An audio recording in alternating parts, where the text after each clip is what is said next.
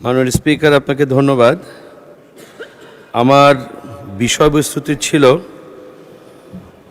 মাননীয় স্পিকার, আমার পিরোজপুর জেলার রেল লাইন চালুকরণ প্রসঙ্গে। মাননীয় স্পিকার, পিরোজপুর ও তার আশপাশের জেলাগুলো কৃষি ও মৎস্য সম্পদের জন্য বিখ্যাত। মাননীয় স্পিকার, রেল লাইন থাকলে এই অঞ্চলের কৃষিপণ্য যেমন নারকেল, সুপারি, পেয়ারা কিংবা মাছ দ্রুত সুলভ মূল্যে ঢাকা বা অন্যান্য বড় শহরে পাঠানো সম্ভব হবে। বর্তমানে গোপালগঞ্জ পর্যন্ত রেলের সংযোগ চালু থাকলেও পিরোজপুর পর্যন্ত রেল লাইন চালু নেই। মাননীয় সদস্য, আপনার নোটিশটা ছিল হলো সরকারি মাদক নিরাময় কাউন্সিলিং এবং পুনর্বাসন কেন্দ্র স্থাপন। ধন্যবাদ মাননীয় স্পিকার। অনেকগুলো নোটিশ দিয়েছেন, তো এরকম হতে পারে, আপনি এটাতে আসেন। জি, থ্যাংক ইউ মাননীয় স্পিকার। আমার এটি ছিল যে মাদকের বিষয়ে আমার এটি ছিল যে আমার পিরোজপুরে একটি আধুনিক মাদক নিরাময় কাউন্সিলিং ও পুনর্বাসন কেন্দ্র স্থাপন প্রসঙ্গে। মাননীয় স্পিকার, মাদক এক ভয়াবহ ক্ষতিকর বিষয়, যার প্রভাব একটি মানবিক রাষ্ট্র গঠন ও প্রক্রিয়ার মারাত্মকভাবে ব্যাহত হয়। আন্তর্জাতিকভাবে মাদকাসক্তি মারাত্মক ব্যাধি হিসাবে পরিগণিত। মাদকের ক্ষতিকর মানসিক ও স্বাস্থ্যগত প্রভাবে সামাজিক, রাজনৈতিক, অর্থনৈতিক ক্ষতির মুখে পড়েছে আধুনিক রাষ্ট্রের উন্নয়ন। একজন মাদকাসক্ত ব্যক্তি একটি পরিবার ধ্বংসের জন্য যথেষ্ট। মাননীয় স্পিকার, আমাদের দেশে চিকিৎসার আওতায় নেই মাদকাসক্তের মধ্যে প্রায় 99% মাদকাসক্ত ব্যক্তি। সরকারি বেসরকারি উদ্যোগে মিলে মোট মাদকাসক্তের 1%-এরও কম ব্যক্তিকে আনা সম্ভব হয়েছে চিকিৎসার আওতায়। সারা দেশে বিপুল সংখ্যক তরুণ ও যুবক এই দুরারোগ্য আসক্তিতে শিকার। কিন্তু মাদকাসক্তির চিকিৎসা নিরাময়ের জন্য সরকারি প্রতিষ্ঠান আছে মাত্র 4টি। এছাড়া বেসরকারি নিরাময় কেন্দ্রের সংখ্যা প্রায় 355টি। মাদকাসক্তের সংখ্যা নিয়মিত বাড়ায় চিকিৎসার সুযোগ সুবিধা আরও জরুরি হয়ে পড়েছে। মাননীয় স্পিকার, এই জন্য আমাদের পিরোজপুর একটি মাদক নিরাময় কাউন্সিলিং পুনর্বাসন কেন্দ্রের জন্য মাননীয় স্বরাষ্ট্রমন্ত্রী মহোদয় ব্যবস্থা। ধন্যবাদ মাননীয় সদস্য। দিনাজপুর 3 আসন থেকে নির্বাচিত মাননীয় সদস্য জনাব সৈয়দ জাহাঙ্গীর আলম।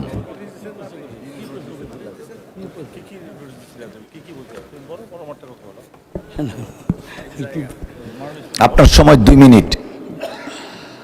বিসমিল্লাহির রহমানির রহিম। মাননীয় স্পিকার, আপনাকে অনেক ধন্যবাদ যে দীর্ঘদিন অনেক নোটিশ করার পর আজকে আপনি আমাকে কথা বলার সুযোগ দিয়েছেন।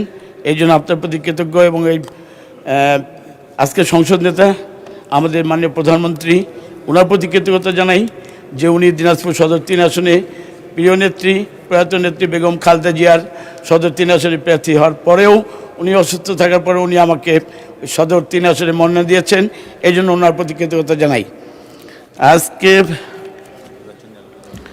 এবং আপনার মাধ্যমে দিনাজপুরের সকল ভোটার প্রতি আমি কৃতজ্ঞতা জানাই, ধন্যবাদ জানাই। মাননীয় স্পিকার,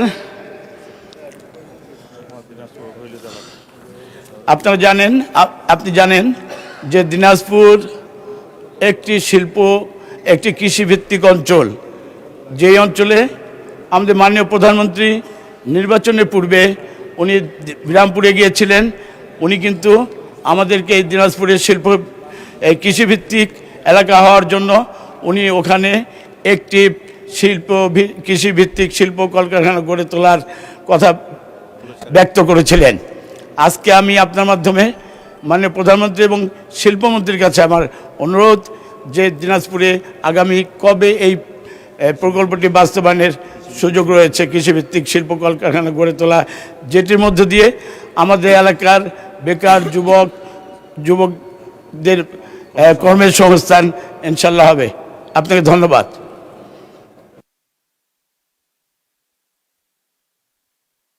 ধন্যবাদ মাননীয় সদস্য।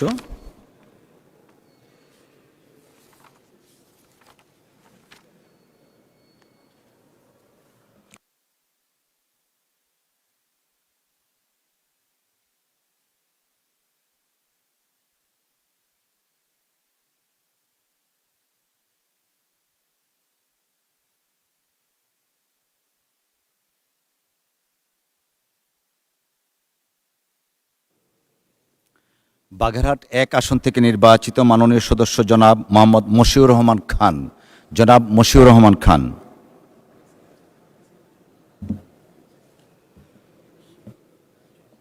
নেই।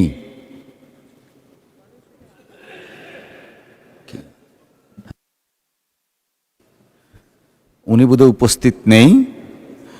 জয়পুরহাট 1 আসন থেকে নির্বাচিত মাননীয় সদস্য জনাব মোহাম্মদ ফজলুর রহমান সাঈদ। ধন্যবাদ। ধন্যবাদ মাননীয় স্পিকার। আমি শুকরিয়া আদায় করছি আল্লাহ রাব্বুল আলামিনের দরবারে, দরুদ এবং সালাম বিশ্বনবী মুহাম্মদ রাসূলুল্লাহ সাল্লাল্লাহু আলাইহি সাল্লামের প্রতি। মাননীয় স্পিকার, আমি আমার এলাকার বিশেষ করে গ্রামীণ অবকাঠামোর উপরে কিছু কথা বলতে চাই, যদিও সেদিনে আমি কিছু কথা বলেছিলাম। বিশেষ করে আমরা যারা নির্বাচিত হয়ে এসেছি, আমরা সবাই জানি যে গ্রামের সাধারণ লোকের কাছে যেখানেই গিয়েছি তাদের মৌলিক একটা কথা ছিল যে আমাদের বাড়ির পাশে রাস্তাঘাট এগুলিতে আমরা বের হতে পারি না, এই রাস্তাগুলি সংস্কার হওয়া দরকার। এটা আমাদের সবার এলাকারিতে প্রায় আমরা যতটুকু জানি। সেই ক্ষেত্রে আমি মনে করি অগ্রাধিকারের ভিত্তিতে যে সমস্ত এলাকাগুলিতে এই কাজগুলি দুর্বল হয়ে আছে সেই কাজগুলি করার জন্য আমি সবিনয় অনুরোধ করব। আমার এলজিআরডি মন্ত্রীর কাছে আমার সবিনয় অনুরোধ যে গ্রামীণ অবকাঠামোগুলিকে উন্নয়নের জন্য আমরা যেন অগ্রাধিকার ভিত্তিতে সেই কাজগুলি করতে পারি। এটা হলো আমার প্রথম কথা। মাননীয় স্পিকার, আমরা আসলেই জানি যে আমাদের গোটা দেশেই যদি ধরি বর্তমান পরিস্থিতি খুব সংকটাপন্ন। শুধু তেল সংকট নয়, তেল সংকটের জন্য যেটা হচ্ছেই, কিন্তু এই রাস্তাঘাটের কাজের ক্ষেত্রেও যেমন ইঞ্জিনিয়ারদের সাথে আমি বসছিলাম, তারা বলছে যে বিটুমিনের অভাবে এখন কাজ করা যাচ্ছে না, বিটুমিনের অনেক দাম হওয়ার কারণে কাজ শুরু করতে পারছে না, শুকনো মৌসুমে কাজগুলো হওয়ার কথা। সেক্ষেত্রে যে সমস্ত সংকট আমরা দেখতে পাচ্ছি, এই সংকটগুলো নিরসনের জন্য আমাদের বিশেষ করে অগ্রাধিকার দেওয়া দরকার। মাননীয় স্পিকার, আমি মনে করি যে আমাদের বর্তমান দেশের যে সংকট, সেই সংকটকে নিরসনের জন্য আমরা পদক্ষেপ যদি নিতে পারি তাহলে আমার দেশের জনগণ সুখে শান্তিতে থাকবে, এই আশাবাদ ব্যক্তের কথা শেষ করছি। ধন্যবাদ মাননীয় স্পিকার। পাবনা 2 আসন থেকে নির্বাচিত মাননীয় সদস্য জনাব AKM সেলিম রেজা হাবিব।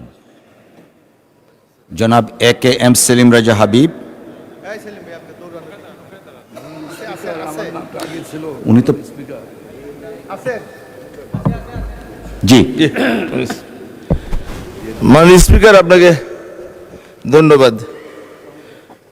মাননীয় স্পিকার, আমি যে 71 বিধিতে যে নোটিশটা দিয়েছিলাম সেটি আমি প্রত্যাশা করেছিলাম যে আলোচনায় রাখবেন, গৃহীত করবেন, কারণ এটা খুবই একটা জনগুরুত্বপূর্ণ একটি বিষয় ছিল। মাননীয় স্পিকার, আমি অনুরোধ করব যে আজকে না হলেও আগামী কালকের যদি এসে রাখা যায় তাহলে আমার মনে হয় যে আমরা এখানে হাউজে যারা আছি এটা আমাদের সবার সাথে স্বার্থ সংশ্লিষ্ট বিষয়, জনগুরুত্বপূর্ণ। জি,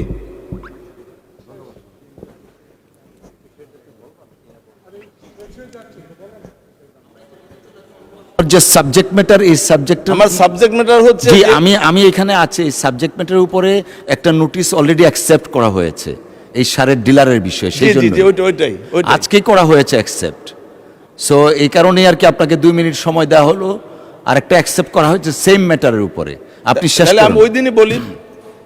ওই দিন আপনি বলার সুযোগ পাবেন, আজকে আপনারটা উত্থাপন ও, আচ্ছা, করেন। আচ্ছা, আচ্ছা। Thank you.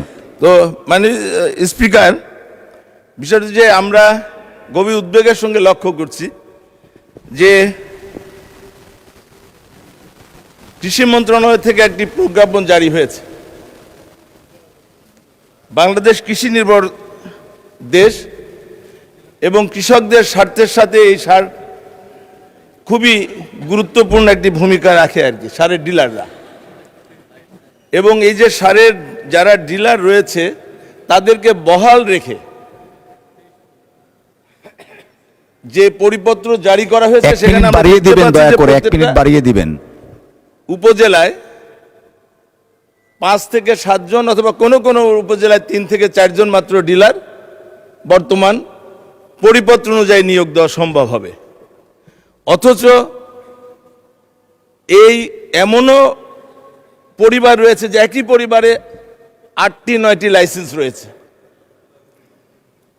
তো যেহেতু এটি জনস্বার্থ সংশ্লিষ্ট একটি বিষয় এবং আমরা গভীর উদ্বেগের সঙ্গে লক্ষ্য করছি যে আমাদের এখন যে ডিজেল পেট্রোলের যে সংকট, এটি আমি মনে করি যে এর সঙ্গে পাম্প মালিকদের একটা যোগসাজশ রয়েছে। তো একইভাবে এই সারের বিষয়টাও কিন্তু একটি অত্যন্ত গুরুত্বপূর্ণ একটি বিষয়। যদি এটার ব্যাপারে যদি আমরা মনোযোগী না হই, এবং আমার প্রত্যাশা থাকবে এবং এখানে যারা হাউজে রয়েছে সব এমপিদের সাথে সংশ্লিষ্ট বিষয়, যে এই নতুন করে দেশের মানুষের স্বার্থে এবং সরকারের স্বার্থে, কৃষকের স্বার্থে এই ধন্যবাদ মাননীয় সদস্য। এই ব্যাপারে এক্সটেন্সিভ ডিসকাশন হবে ফেসিস্ট আমলের ওই যে সার ব্যবস্থাপনা লাইসেন্সের ব্যাপারে, ওটা ডিসকাশন হবে। আপনি বসুন দয়া করে। Thank you.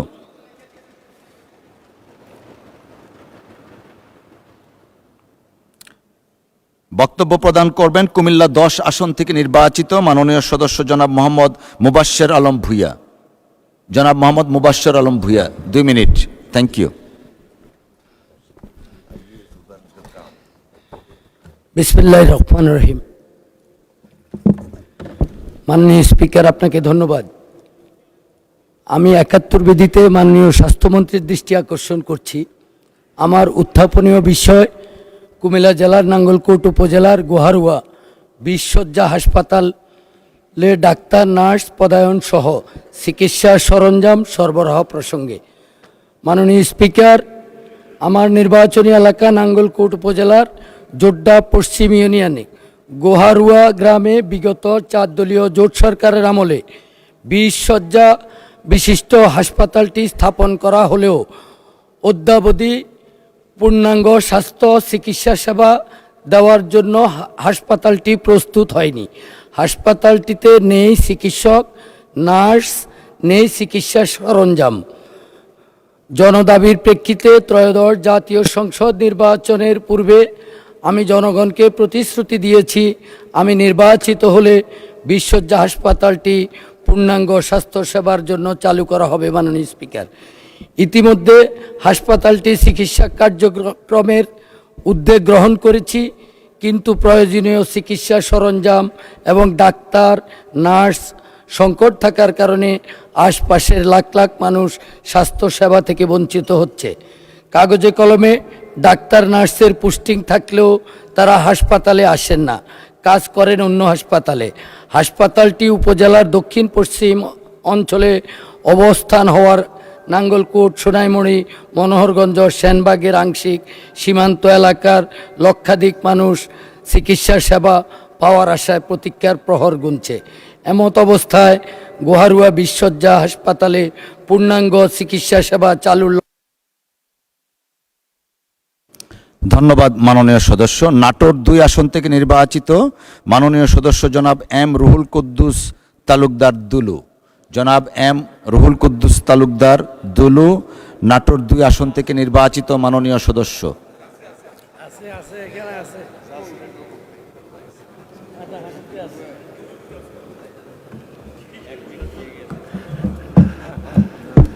মাননীয় স্পিকার, আপনাকে ধন্যবাদ। আসলে আমি 71 বিধিতে একটা জনগুরুত্বপূর্ণ বিষয়, আমার নির্বাচনী এলাকার নাটোর। আপনি জানেন যে নাটোর একটা ঐতিহ্যবাহী জেলা শহর, এবং রানী ভবানী, বনলতা সেন, কাঁচাগোল্লা নামে বিখ্যাত। একসময় রাজধানী ছিল নাটোর, কিন্তু দুঃখজনক হলো একটা বাইপাস নাই। আমি এই বিষয়ে অ্যাকচুয়ালি এটা একটা জনগুরুত্বপূর্ণ 71 বিধিতে আপনাকে বেশি দৃষ্টি আকর্ষণ করেছিলাম এটার উপর আলোচনা করার জন্য। 2 মিনিট আলোচনা না করে আমাকে যদি একটা সুযোগ দেওয়া হতো মাননীয় স্পিকার, পরবর্তীতে যদি আপনি অ্যালাউ করেন, আমি দরখাস্ত করব। আমি এই বিষয়ে একটা যোগাযোগ মন্ত্রীর দৃষ্টি আকর্ষণ করেছি, যেহেতু ওই 16টা জেলা আমার নাটোরের উপর দিয়ে রাজশাহী বিভাগের শহরে যায়। বাইপাস না থাকার কারণে মানুষকে ঘন্টার পর ঘন্টা নাটোর শহরে কষ্টের মধ্যে দীর্ঘ সময় অতিবাহিত করতে হয়। অনেক সময় রুগী জরুরি ভিত্তিতে রাজশাহী মেডিকেল কলেজে নিয়ে যাওয়ার জন্য রেল স্টেশনে গেট আটকে থাকার কারণে অনেক সময় আটকে থাকার কারণে প্রতিদিন 34টা ট্রেন যায় নাটোর শহর দিয়ে। এই 34 বার রেল গেট আটকে থাকে। এই জন্য আমি মনে করেছি একটা বাইপাস হলে অন্ততপক্ষে ওই 16টা জেলার মানুষ, বিশেষ করে বগুড়া, দিনাজপুর, রংপুর, ওই অঞ্চলের সমস্ত জেলার মানুষ এই নাটোর দিয়ে রাজশাহীতে যায়। এই জন্য আমি এটাকে জনগুরুত্বপূর্ণ মনে করেছিলাম। আপনার দৃষ্টি আকর্ষণ করছি, পরবর্তীতে যদি এটা আপনি গ্রহণ করেন তাহলে আমি এটা আলোচনা করতে পারতাম। এটা অত্যন্ত গুরুত্বপূর্ণ। মাননীয় স্পিকার, আপনাকে ধন্যবাদ। আসসালামু আলাইকুম। ধন্যবাদ মাননীয় সদস্য। কাঁচাগোল্লার কথা মাননীয় সকল সংসদ সদস্য শুনেছেন, এটুকুই বললাম আর কি। ধন্যবাদ। ময়মনসিংহ 6 আসন থেকে নির্বাচিত মাননীয় সদস্য জনাব মোহাম্মদ কামরুল হাসান। জনাব মোহাম্মদ কামরুল হাসান। সালাম আলাইকুম। মাননীয় স্পিকার, আপনাকে ধন্যবাদ। আমার নোটিশের বিষয়বস্তু ছিল ময়মনসিংহ জেলার ফুলবাড়িয়া উপজেলার ফুলবাড়িয়া পৌরসভার একটি শিশু পার্ক নির্মাণ প্রসঙ্গে। ফুলবাড়িয়া পৌরসভাটি প্রথম শ্রেণীর পৌরসভা হলেও সেখানে স্ট্রিট লাইট নেই, ড্রেনেজ ব্যবস্থা নেই এবং সেখানে রাস্তাও প্রায় 50% রাস্তা হচ্ছে কাঁচা। পাশাপাশি একটি রাস্তা যেটা দক্ষিণাঞ্চলে চলাচলের জন্য পৌরসভার মধ্য দিয়ে গিয়েছে, সে কারণে যানজট লেগে থাকে। এই জন্য আমি নোটিশ করেছি যে আমার পৌরসভায় আখালিয়া নদীর পার ঘেঁষে যে বিস্তর জায়গা, এই জায়গায় আমতলী থেকে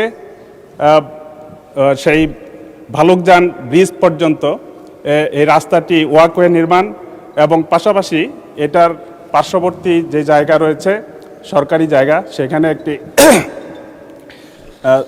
একটি পৌর শিশু পার্ক স্থাপন করার মাধ্যমে পৌরবাসীর বিনোদনের সুযোগ করে দেওয়া প্রয়োজন। আমি মাননীয় এলজিইডি মন্ত্রীর দৃষ্টি আকর্ষণ করছি। আমি মাননীয় স্পিকার, আমি এলজিইডি মন্ত্রীর দৃষ্টি আকর্ষণ করছি এখানে একটি শিশু পার্ক সহ পৌরসভার নাগরিক সেবা মান উন্নয়নে উনি ভূমিকা রাখবেন এবং বিশেষ করে আমতলী ব্রিজ থেকে সেই ভালুকজান ব্রিজ পর্যন্ত এই জায়গাটি ওয়াকওয়ে নির্মাণ করে সৌন্দর্য বর্ধনের আমাকে সহযোগিতা করবেন। মাননীয় স্পিকার, আপনাকে ধন্যবাদ। ধন্যবাদ মাননীয় সদস্য। সাতক্ষীরা 4 আসন থেকে নির্বাচিত মাননীয় সদস্য জনাব GM নজরুল ইসলাম। ধন্যবাদ। মাননীয় স্পিকার, আপনাকে ধন্যবাদ। আমি 71 বিধিতে মাননীয় বেসামরিক বিমান এবং পর্যটন মন্ত্রী মহোদয়ের দৃষ্টি আকর্ষণ করে একটি নোটিশ প্রদান করেছি। বিষয়বস্তু হলো, আমি প্রায় বলে থাকি আমার শ্যামনগরটা হলো বাংলাদেশের দ্বিতীয় বৃহত্তম উপজেলা এবং কোস্টাল বেল্ট উপজেলা, বানভাসী এলাকা। বানভাসী এলাকা হলো এখানে কিছু ঐতিহাসিক নিদর্শন রয়েছে। 1947 পূর্ব ব্রিটিশ আমলের রাজা প্রতাপাদিত্যের আমলের আমাদের শ্যামনগরের প্রপারে জমিদার বাড়ি কালের সাক্ষী হয়ে এখনও দাঁড়িয়ে আছে। এর পাশে যে বড় দিঘি পাড়ায় নহবতখানা, এটাও কালের সাক্ষী হিসেবে দাঁড়িয়ে আছে। আমাদের শ্যামনগরের বংশীপুরে জমিদার বাড়ি ওই জাহাজঘাটায় বিশ্বরপুরের জাহাজঘাটা জায়গার জাহাজ থামতো রাজা বাচ্চাদের, সেটাও কালের সাক্ষী হিসেবে দাঁড়িয়ে আছে।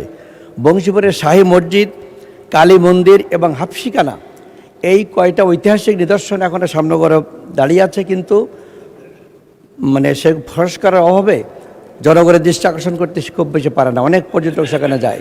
আমি অনুরোধ করব মাননীয় মন্ত্রী মহোদয় একটি টিম করে হোক বা যেভাবে হোক এটাকে পরিদর্শন করে যে তার মন্ত্রণালয়ের মাধ্যমে এটাকে সংস্কার করবেন এবং ঐতিহ্য হিসেবে এটাকে সুন্দরভাবে গড়ে তোলার ব্যবস্থা করবেন। যেমন শ্যামনগরের জনগণের পর্যটন কেন্দ্র এলাকা, নদীর জঙ্গল এলাকা, সেখানেও লোক আসবে আর এখান থেকে অনেক পয়সাও ইনকাম, অর্থ ইনকাম হওয়ার সম্ভাবনা রয়েছে। মাননীয় স্পিকার, আমি আহ্বান জানিয়ে আপনার ধন্যবাদ দিচ্ছি। আসসালামু আলাইকুম রহমতুল্লাহ। ধন্যবাদ মাননীয় সদস্য। গাজীপুর 4 আসন থেকে নির্বাচিত মাননীয় সদস্য জনাব সালাউদ্দিন। মাননীয় স্পিকার, আপনাকে ধন্যবাদ। আজকে আমি কথা বলতে চাচ্ছি লোডশেডিং নিয়ে।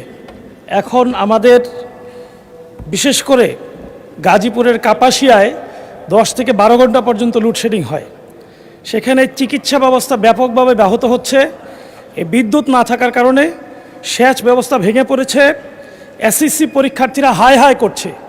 বিদ্যুতের সংকটের কারণে চতুর্দিকে যেই অবস্থা চলছে, এটা উত্তরণে আশু ব্যবস্থা গ্রহণ না করলে তারা ব্যাপকভাবে ক্ষতিগ্রস্ত হবে।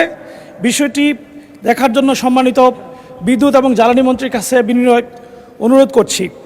একই সাথে যেহেতু আমার নির্ধারিত বিষয় শেষ হয়েছে, একটি বিষয় আমি নজরে আনতে চাই।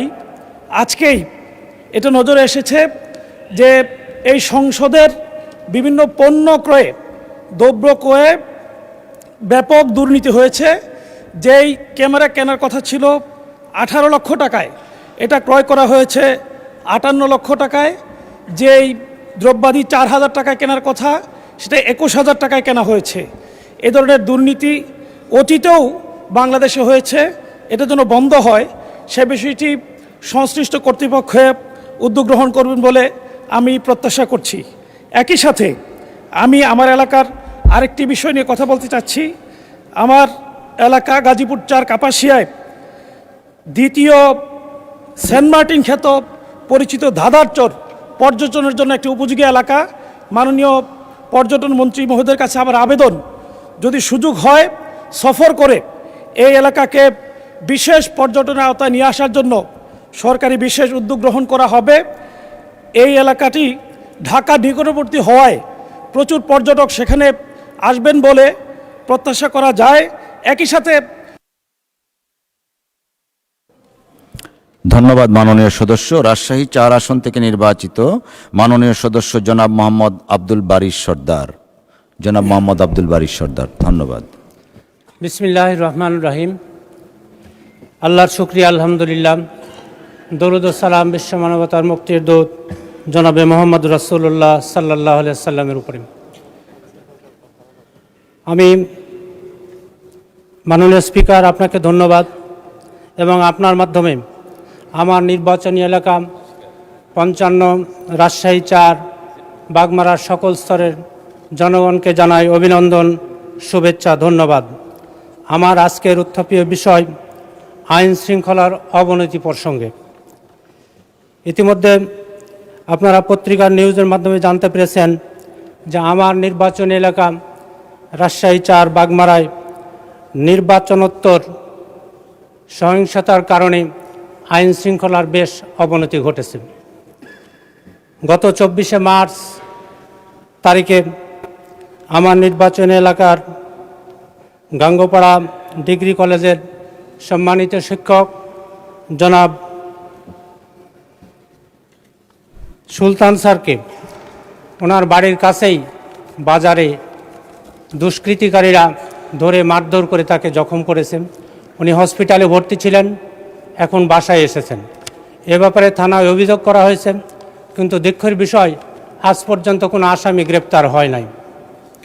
এরপরে একই কলেজের ভাইস প্রিন্সিপাল জনাব মনসুর রহমানকে বারবার হুমকি ধুমকি দেওয়া হচ্ছে যেন উনি কলেজে না আসেন।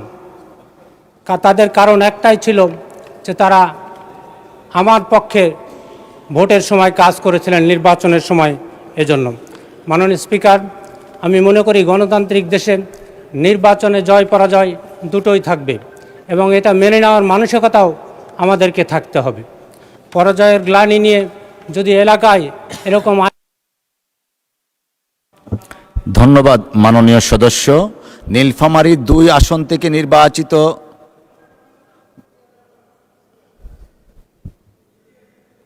মনিরুল হক চৌধুরী সাহেব, দেখি কি বল। উপরোক্ত 71 বিধি অনুযায়ী গ্রহণযোগ্য, অথচ 71 বিধি অনুযায়ী গ্রহণ করা সম্ভব হয় নাই, যেটা আপনার এখতিয়ার। ধন্যবাদ। গুরুত্ব অনুযায়ী শুধুমাত্র সেইগুলি প্রশ্ন প্রত্যেক পুনরুদ্ধারা বিধির বিধান মধ্যে 2 মিনিট করে বক্তব্য রাখতে পারবেন, যেটা আপনি এখন করছেন। এটা আমি যতদূর জানতাম, এটা 5বার সংসদে এটা ক্রমিক অনুযায়ী হবে। আমরা এই ক্রমিকটা পাওয়ার জন্য সকাল 10টা আসে লাইন দেয়। মাননীয় স্পিকার, কি বিড়ম্বনা, এটা উপলব্ধি করার সুযোগ আপনার হয়েছে কিনা জানি না। আমার সিরিয়াল অনুযায়ী আমার বিষয়ে বক্তব্য রাখার কথা। আমি যতদূর জানি, আমি জানতে চাই আমার নাম আছে, আমার সিরিয়াল কত, আমাকে ডাকেন নাই কেন? আপনার নাম আছে সিরিয়াল 16। আমি যতটুকু অফিস থেকে জানতে পেরেছি, যারা প্রথমবার দেন তাদেরটা একটু আগে যায়, যারা দ্বিতীয়বার, আপনি আজকে আগেও একবার বোধহয় দিয়েছিলেন, সেই জন্যই সিরিয়ালটা আপনার সিরিয়াল হচ্ছে 16।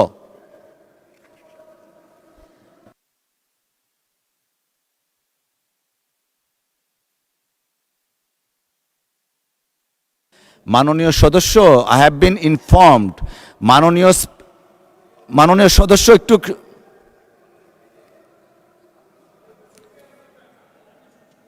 বসেন। মাননীয় সদস্য, আমাকে একটু বলার যদি সুযোগ দিতেন দয়া করে। আপনি বসুন দয়া করে, সিনিয়র মেম্বার এই হাউজের। আমাদের আগের সাবেক একটা স্পিকারের রুলিং আছে, যারা প্রথমবার দেন তাদেরটা প্রায়োরিটাইজ হয়। যারা, মাননীয় সদস্য আমি শেষ করি, একটু প্যাশেন্স রাখি আমরা।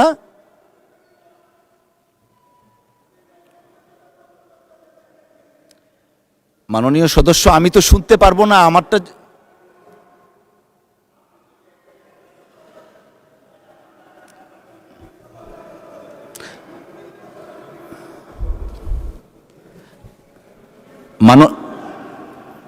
মাননীয় সদস্য একটু দয়া করে অ্যালাউ করেন, আমি বলি আপনি শুনেন। সাবেক একটা রুলিং আছে স্পিকার কর্তৃক প্রদত্ত।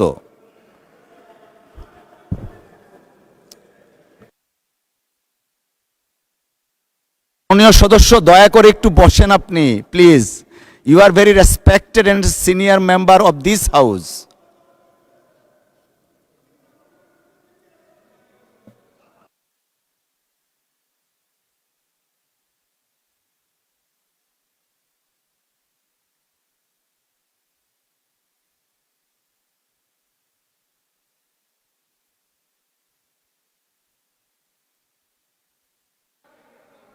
না না না, মাননীয় আপনি বসেন, জয়নুল আবেদিন সাহেব আপনি বসেন প্লিজ।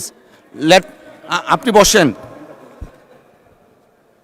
মাননীয় সদস্য, আমি বারবার চেষ্টা করছিলাম আপনার দৃষ্টি আকর্ষণ করে আমাকে বলার সুযোগ দেওয়ার জন্য। আমি সুযোগটা চাচ্ছি। আপনি senior and respected member of this honourable house. 71 বিধিতে একটা রুলিং আছে সাবেক স্পিকারের, যে যিনি প্রথমবার দিবেন তাকে প্রায়োরিটাইজ করা হয়, যিনি সেকেন্ড টাইম থার্ড টাইম দিবেন আস্তে আস্তে সেটাকে লোয়ার করা হয়। তো যারা আগে কখনোই দেননি তাদেরটা প্রায়োরিটাইজ করা হয়েছে, আপনারটা সহ যারা দ্বিতীয়বার দিয়েছেন তাদেরটা সেপারেট লিস্ট করা হয়েছে। অসংখ্য ধন্যবাদ।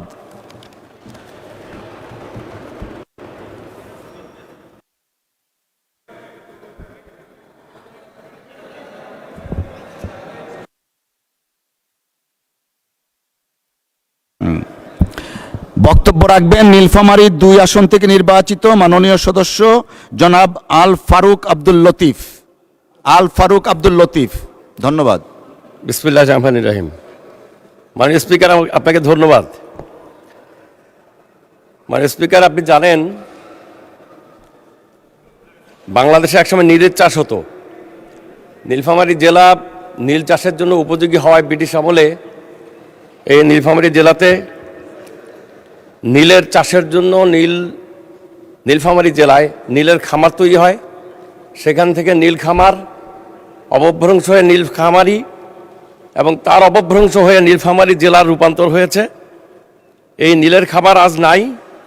উত্তরবঙ্গ শস্য ভাণ্ডার হিসাবে, বিশেষ করে রংপুর বিভাগ শস্য ভাণ্ডার হিসাবে দেশে পরিচিত হলেও উত্তরাঞ্চলের এই এলাকায় শিল্পের উন্নয়ন খুব জরুরি হয়ে পড়েছে। উত্তরাঞ্চলের একমাত্র ইপিজেড নীলফামারী ইপিজেড প্রতিষ্ঠা করা হলেও দুর্ভাগ্যক্রমে এটিকে পূর্ণাঙ্গকরণের ব্যাপারে কোনো ব্যবস্থা এখনো পর্যন্ত গ্রহণ করা হয়নি। 160 একর সম্পত্তি নতুন করে অধিগ্রহণ করার চিন্তাভাবনা করা হলেও এখনও সে প্রক্রিয়া চলমান অবস্থায় আছে, পূর্ণাঙ্গ রূপ আপনি করেনি। ইপিজেড থেকে পণ্য পরিবহনের জন্য, কন্টেইনার পরিবহনের জন্য যে যোগাযোগ ব্যবস্থা দরকার, রেলপথ দরকার, সেই রেলপথ সংযুক্ত নয়। কন্টেইনারগুলো রাখার জন্য কোনো কন্টেইনার টার্মিনাল নির্মাণ করা হয়নি। এবং এই ইপিজেডের সম্মুখে যে রাস্তাটি রয়েছে নীলফামারী সৈয়দপুর মহাসড়ক, এই সড়কটি অত্যন্ত অনুপযোগী হয়ে পড়েছে ইপিজেডের শ্রমিক এবং সাধারণ মানুষের চলাফেরার। এখানে ওভারব্রিজ নির্মাণ করা এবং একই সঙ্গে বাইপাস রোড নির্মাণ করা অত্যন্ত জরুরি হয়ে পড়েছে। এই সকল ব্যবস্থা গ্রহণের মাধ্যমে ইপিজেডটিকে পূর্ণাঙ্গ রূপদান এবং ওই এলাকায় উন্নয়নের ব্যাপারে এই ইপিজেডের সত্যিকার অর্থে অবদান রাখার সুযোগ গ্রহণের জন্য আমি নিবেদন করছি। ধন্যবাদ মাননীয় সদস্য। শেরপুর 1 আসন থেকে নির্বাচিত মাননীয় সদস্য জনাব মোহাম্মদ রাশেদুল ইসলাম রাশেদ। মাননীয় স্পিকার, আপনাকে ধন্যবাদ। আমি আজকে মাননীয় শিক্ষামন্ত্রী বরাবর যে নোটিশটি দিয়েছি সেটি হচ্ছে পিছিয়ে পড়া জনপদ হিসেবে আমার নির্বাচনী এলাকা তথা 143 শেরপুর 1 এই এলাকাকে অগ্রবর্তী করার লক্ষ্যে একটি বিশ্ববিদ্যালয় স্থাপন করা প্রসঙ্গে কুড়িগ্রাম, জামালপুর, ময়মনসিংহ জেলার 7টি উপজেলা এবং শেরপুরের 5টি উপজেলা বলা যায় যে এই উপজেলাগুলোর একটি কেন্দ্রবিন্দুতে পরিণত হয়েছে যাতায়াত সহ নানান দিক থেকে শেরপুর শহর। এই শেরপুর সদর শহরকে কেন্দ্র করে শুধুমাত্র উচ্চশিক্ষার ঘাটতির জন্য আমরা নানান দিক থেকে পিছিয়ে রয়েছি। উচ্চশিক্ষার সুযোগ সৃষ্টি করার বিকল্প নাই, এই বিষয়টি দীর্ঘদিন যাবৎ আমরা আমাদের স্থানীয় সমাজকর্মীগণ, শিক্ষাবিদ, নানান শ্রেণী পেশার লোক সকলে মিলে মানববন্ধন, স্মারকলিপি পেশ সহ বিভিন্ন দাবি দাওয়া পেশ করা হয়েছে। কিন্তু এখনও পর্যন্ত এই দীর্ঘদিনের দাবির প্রেক্ষিতে শেরপুর একটি অবহেলিত জনপদ হওয়া সত্ত্বেও, পিছিয়ে পড়া জনপদ হওয়া সত্ত্বেও এ ব্যাপারে কোনো উদ্যোগ নেওয়া হয়নি। আমি এই বিষয়টিকে গুরুত্বপূর্ণ মনে করি আমার জেলায় বিশেষ করে শেরপুর সদরে একটি পূর্ণাঙ্গ বিশ্ববিদ্যালয় অথবা একটি বিজ্ঞান ও প্রযুক্তি বিশ্ববিদ্যালয় স্থাপনের জন্য দাবি জানিয়ে এসেছি। মাননীয় স্পিকার, আমি মনে করি যে আমাদের এই পিছিয়ে পড়া জনপদগুলোর জন্য আমরা যদি এরকম একটি মৌলিক সিদ্ধান্ত নিতে পারি তাহলে আমাদের জনপদগুলোর মৌলিক সংকট দূরীকরণের ক্ষেত্রে, সমৃদ্ধি আনয়নের ক্ষেত্রে আমরা গুরুত্বপূর্ণ ভূমিকা রাখতে পারবো ইনশাআল্লাহ। আপনাকে ধন্যবাদ জানাচ্ছি মাননীয় স্পিকার। ধন্যবাদ মাননীয় সদস্য। ব্রাহ্মণবাড়িয়া 2 আসন থেকে নির্বাচিত মাননীয় সদস্য রুমিন ফারহানা। ধন্যবাদ। মাননীয় স্পিকার, আপনাকে অসংখ্য ধন্যবাদ। মাননীয় স্পিকার, কাদম্বরী মরিয়া প্রমাণ করিল যে কাদম্বরী মরে নাই। আমাদের তেলের দাম শেষমেশ বৃদ্ধি হইল মাননীয় স্পিকার, কিন্তু তার আগে আমরা দেখলাম কয়েক কিলোমিটার জুড়ে লম্বা লাইন। আমরা দেখলাম মাঝরাত পর্যন্ত ড্রাইভাররা দাঁড়িয়ে আছে, তারা তেল পাচ্ছে না, কিন্তু সরকারের সেই ব্যাপারে কোনো হেলদোল নাই। আশ্চর্য হয়ে লক্ষ্য করলাম মাননীয় স্পিকার, মন্ত্রীরা যখন সংসদে বক্তব্য দেন তখন তারা অবলীলায় বলেন বাংলাদেশে জ্বালানির কোনো ঘাটতি নাই, কিন্তু মাননীয় স্পিকার যখন তেল নিতে যায় তখন দেখা যায় 3 কিলোমিটার লম্বা লাইন। মাননীয় স্পিকার, সরকার সম্ভবত কিছু পদক্ষেপ গ্রহণ করবার ঘোষণা দিয়েছে। তার একটা হচ্ছে মার্কেট প্লেস 7টা বাজে বন্ধ করে দেয়া। চমৎকার সিদ্ধান্ত মাননীয় স্পিকার, তবে মনে রাখতে হবে কেনাকাটা বা শপিং যেটুকু হয় সেটুকু সন্ধ্যার পরেই হয়, তার আগে হয় না। 2 হইল অফিস আদালতের সময় বলে পরিবর্তন করবে। 5 দিনের জায়গায় 4 দিন বা 3 দিন তারা কর্মঘণ্টা ঠিক করবে। কিন্তু প্রশ্নটা হচ্ছে যদি জ্বালানির কোনো সংকটই না থাকে তাহলে এত লম্বা লাইনই বা কেন, দামই বা বাড়াইতে হয় কেন, অফিস কর্মসূচি সময় পরিবর্তন করতে হয় কেন, এই প্রশ্নগুলো তো ওঠে মাননীয় স্পিকার। মাননীয় স্পিকার, আপনার মাধ্যমে এই সংসদের কাছে আমি জানতে চাই, জ্বালানি মন্ত্রীরা যখন গণমাধ্যমে কথা বলেন তখন মনে হয় বাংলাদেশে আল্লাহর রহমতে কোনো সংকট নাই। ওনারা যদি পরিষ্কার করে বলেন বাংলাদেশে বর্তমানে কত দিনের অকটেন ডিজেলের মজুদ আছে, কতদিন চলতে পারবে, পাম্পগুলো কেন পর্যাপ্ত পরিমাণ তেল পায় না, তেলের মজুদদারি। ধন্যবাদ মাননীয় সদস্য। মাননীয় চিফ হুইপ প্লিজ আপনারা বসেন দয়া করে। মাননীয় চিফ হুইপের মাইকটা দেন প্লিজ।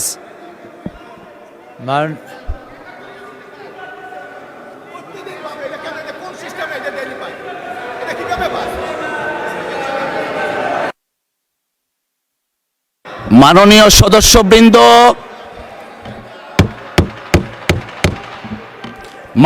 সদস্যবৃন্দ, please let us discipline ourself.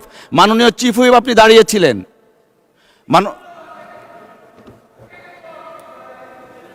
মাননীয় বিরোধী দলীয় নেতা। ধন্যবাদ মাননীয় স্পিকার। এই সংসদ দেশের সর্বোচ্চ সম্মানের জায়গা। যারা এখানে নির্বাচিত হয়ে এসেছেন, দেশের জনগণের সমর্থন, ভোট, ভালোবাসা, শ্রদ্ধা নিয়ে এসেছেন। আমরা সকল সদস্যের প্রতি শ্রদ্ধা জানিয়ে বলবো, কোনো সংসদ সদস্য যখন দাঁড়িয়ে কোনো কথা বলবেন, তা নিয়ন্ত্রণ অথবা তাকে এলাও করার একক এখতিয়ার হচ্ছে মাননীয় স্পিকারের। সেই জায়গায় আজকে লক্ষ্য করলাম যে একজন স্বতন্ত্র সংসদ সদস্য তিনি যখন কথা বলছিলেন, দুঃখজনকভাবে ট্রেজারি বেঞ্চ থেকে সম্মানিত কিছু সদস্য এমন কিছু অঙ্গভঙ্গি করেছেন যেটা আমার বিবেকে আঘাত লেগেছে। আমি এটা আশা করি না। এমনকি আমি এও লক্ষ্য করলাম, একবার দুইবার নয়, 4 বার 5 বার নির্বাচিত হয়ে এই সংসদে যারা এসেছেন তাদের কেউ কেউ এই কাজটা করেছেন। আমি এখানে তাদের নাম বলে আমি নিজে লজ্জা পেতে চাই না। আমরা প্রথম দিনই অনুরোধ করেছিলাম ভালো কিছু সংস্কৃতির চর্চা হোক এখানে, এবং আমরা শিখতে চাই। আমরা জাতিকে নিজে শিখব, জাতিকেও আমাদের সাথে উদ্বুদ্ধ করব। মাননীয় স্পিকার, আজকে 2 বারই লক্ষ্য করলাম যে ট্রেজারি বেঞ্চ যেখানে আপনাকে সবচেয়ে বেশি সহযোগিতা করার কথা, সেখানে আপনি বারবার অনুরোধ করা পক্ষেও তিনারা চালিয়েই যাচ্ছেন। আপনি মাইক দেন নাই, তারপরেও সংসদে কি হচ্ছে আমরা কিছুই বুঝতে পারছি না। আর শেষমেশ যখন মাননীয় সংসদ সদস্য রুমিন ফারহানার বক্তব্য চলছিল, বিষয়টা একেবারেই অগ্রহণযোগ্য যা করা হয়েছে। আমি এটার জন্য দুঃখ প্রকাশ করছি এবং আমি এটার নিন্দা জানাতেও বাধ্য হলাম। ধন্যবাদ মাননীয় স্পিকার। ধন্যবাদ মাননীয় বিরোধী দলীয় নেতা।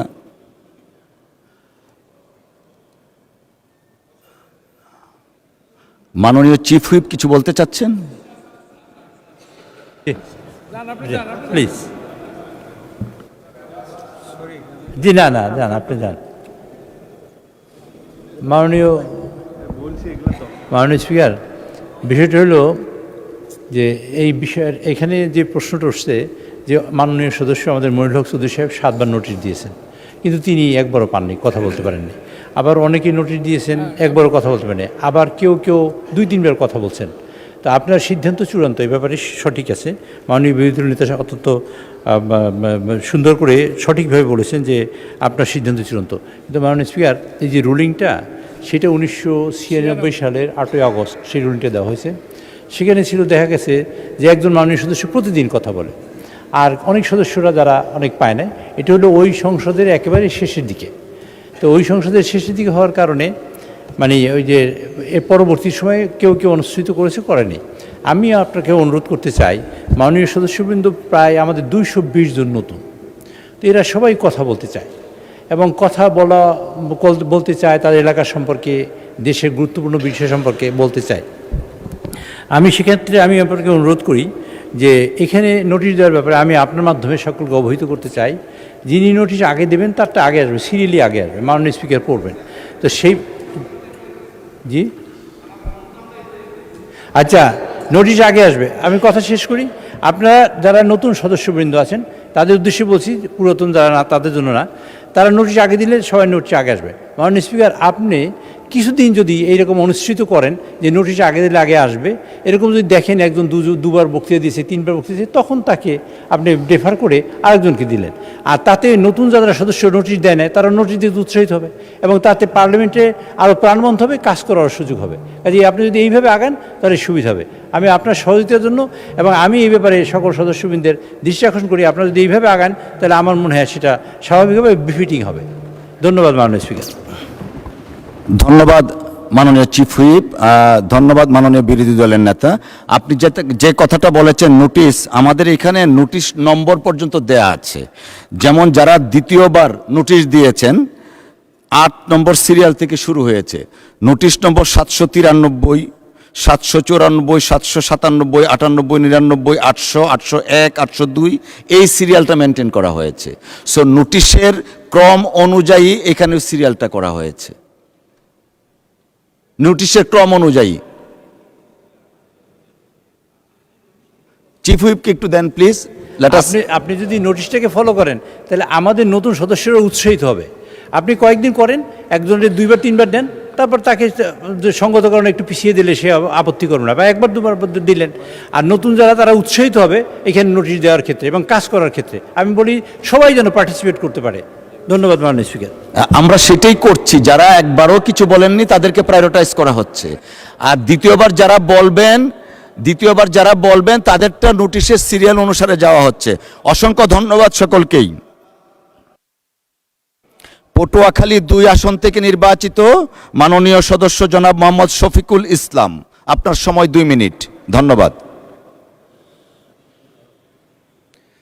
নোটিশ নম্বর 802। আপনাকে ধন্যবাদ। আমার নির্বাচনী এলাকা বাউফল একটি গুরুত্বপূর্ণ জনবহুল উপজেলা। এখানে প্রায় 5 লক্ষাধিক মানুষের বসবাস। এছাড়াও পার্শ্ববর্তী দশমিনা, গলাচিপা, বাকেরগঞ্জ এবং ভোলা জেলার উল্লেখযোগ্য সংখ্যক মানুষ বাউফল উপজেলা স্বাস্থ্যসেবা গ্রহণ করার জন্য নিয়মিত এখানে যাতায়াত করেন। মাননীয় স্পিকার, মাসিক এখানে গড়ে প্রায় 2134 জন রোগী হাসপাতালে ভর্তি হয়ে চিকিৎসা গ্রহণ করেন।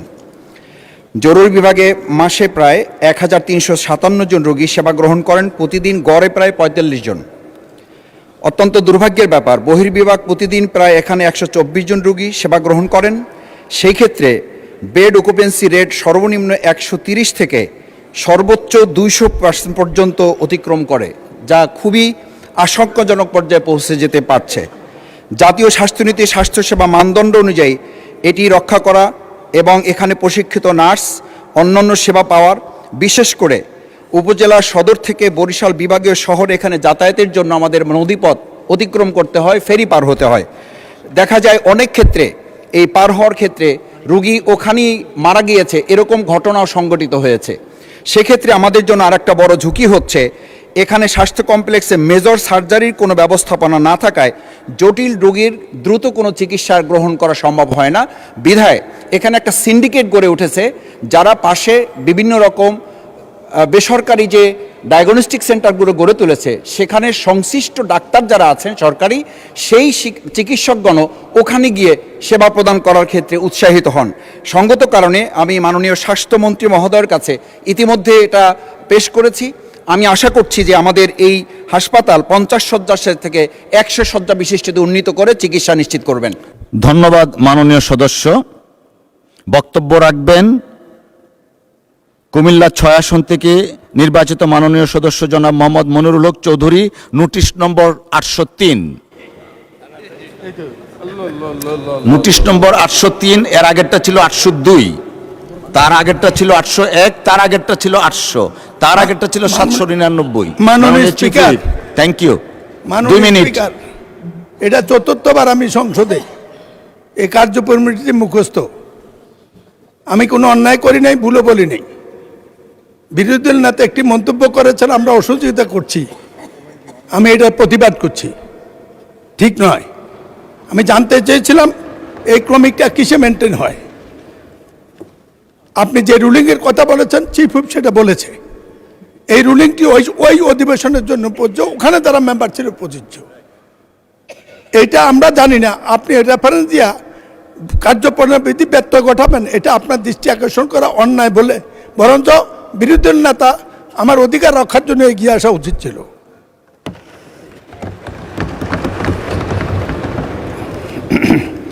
মাননীয় স্পিকার, আমি এই নোটিশটি 7বার দিয়েছি। আমার এলাকার প্রসঙ্গ, আমার ব্যক্তিগত কিছু নয়, সেখানেও জামাত আছে।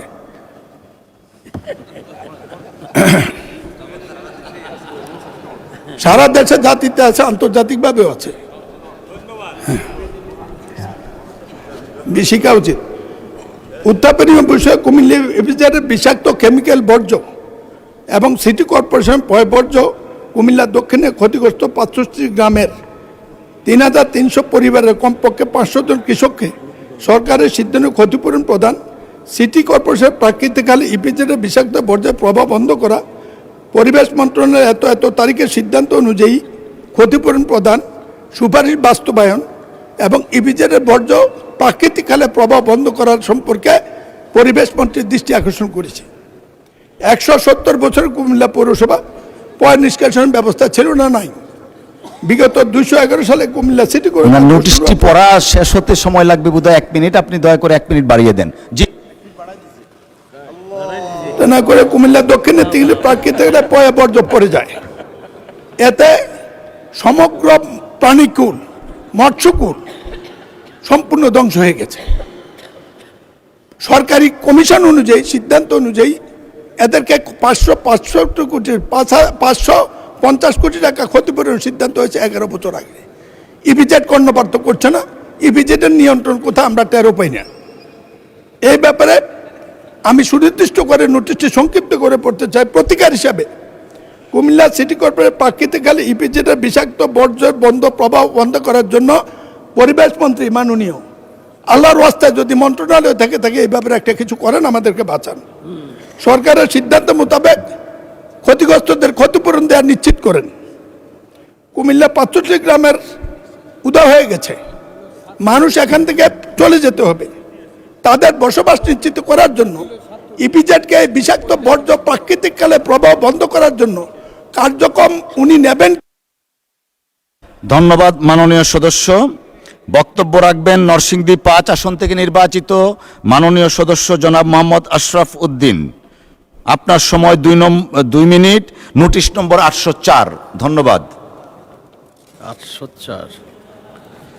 মাননীয় স্পিকার, আপনাকে ধন্যবাদ। আসলে আমরা নরসিংদীবাসী জানি যে আমাদের একটা গ্যাস ফিল্ড আছে নরসিংদীতে, কিন্তু সেই গ্যাস আমরা সারা বাংলাদেশে সরবরাহ করছি দীর্ঘ 36 বছর ধরে। 1990 সনে সেই গ্যাস ফিল্ড আবিষ্কৃত হয়েছিল। কিন্তু আমরা নরসিংদীর 5টা কনস্টিটিউশনের, বিশেষ করে নরসিংদী 5 রায়পুরাতে 24টি ইউনিয়ন, একটা পৌরসভা, কিন্তু আমরা সেই গ্যাস থেকে বঞ্চিত আছি। যেহেতু গ্যাস আর সরবরাহ করা হয় যে রেটে, আমরা সেই রেটেই টাকা দেব। কেনই বা লম্বা লাইন করে ট্রান্সমিশন অ্যান্ড ডিস্ট্রিবিউশন কস্ট বাড়িয়ে আমাদেরকে পৃথিবীর বাংলাদেশের বিভিন্ন জায়গায় গ্যাস দিয়ে টাকা কামাই করতে হয় বা সরকারকে টাকা নিতে হয়? নিজ নিজ এলাকায় যদি গ্যাসটা দেওয়া হয়, প্রেশার লস কম হবে। আপনি যদি সিলেট থেকে ঢাকায় ট্রান্সমিশন করেন, মধ্যে অনেকগুলো স্টেশনে প্রেশার ইনক্রিজ করতে হয়, বিদ্যুৎ খরচ হয়।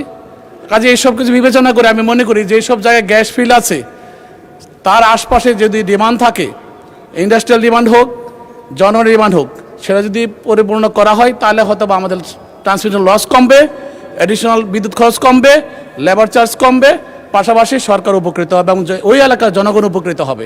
আমি আমাদের নরসিংদী রায়পুরার বুক চেড়ে অনেক গ্যাস ফিল্ড চলে গেছে, কিন্তু আমরা গ্যাস পাচ্ছি না। কাজে রায়পুরার জনগণের পক্ষে দাবি, দীর্ঘদিনের দাবি, এই রায়পুরাতে যদি গ্যাস ফিল্ড দেওয়া, গ্যাস সরবরাহ করা হয়, কারণ এখানে গ্যাস স্টেশন আছে। কাজে এই গ্যাস আমরা পাইলে সেখানে আমরা ইন্ডাস্ট্রিয়াল জোন করতে পারি এবং রায়পুরের জনগণ গ্যাস পেতে পারে এবং রায়পুরের জনগণ উপকৃত হতে পারে। ধন্যবাদ সবাইকে। ধন্যবাদ। আসসালামু আলাইকুম।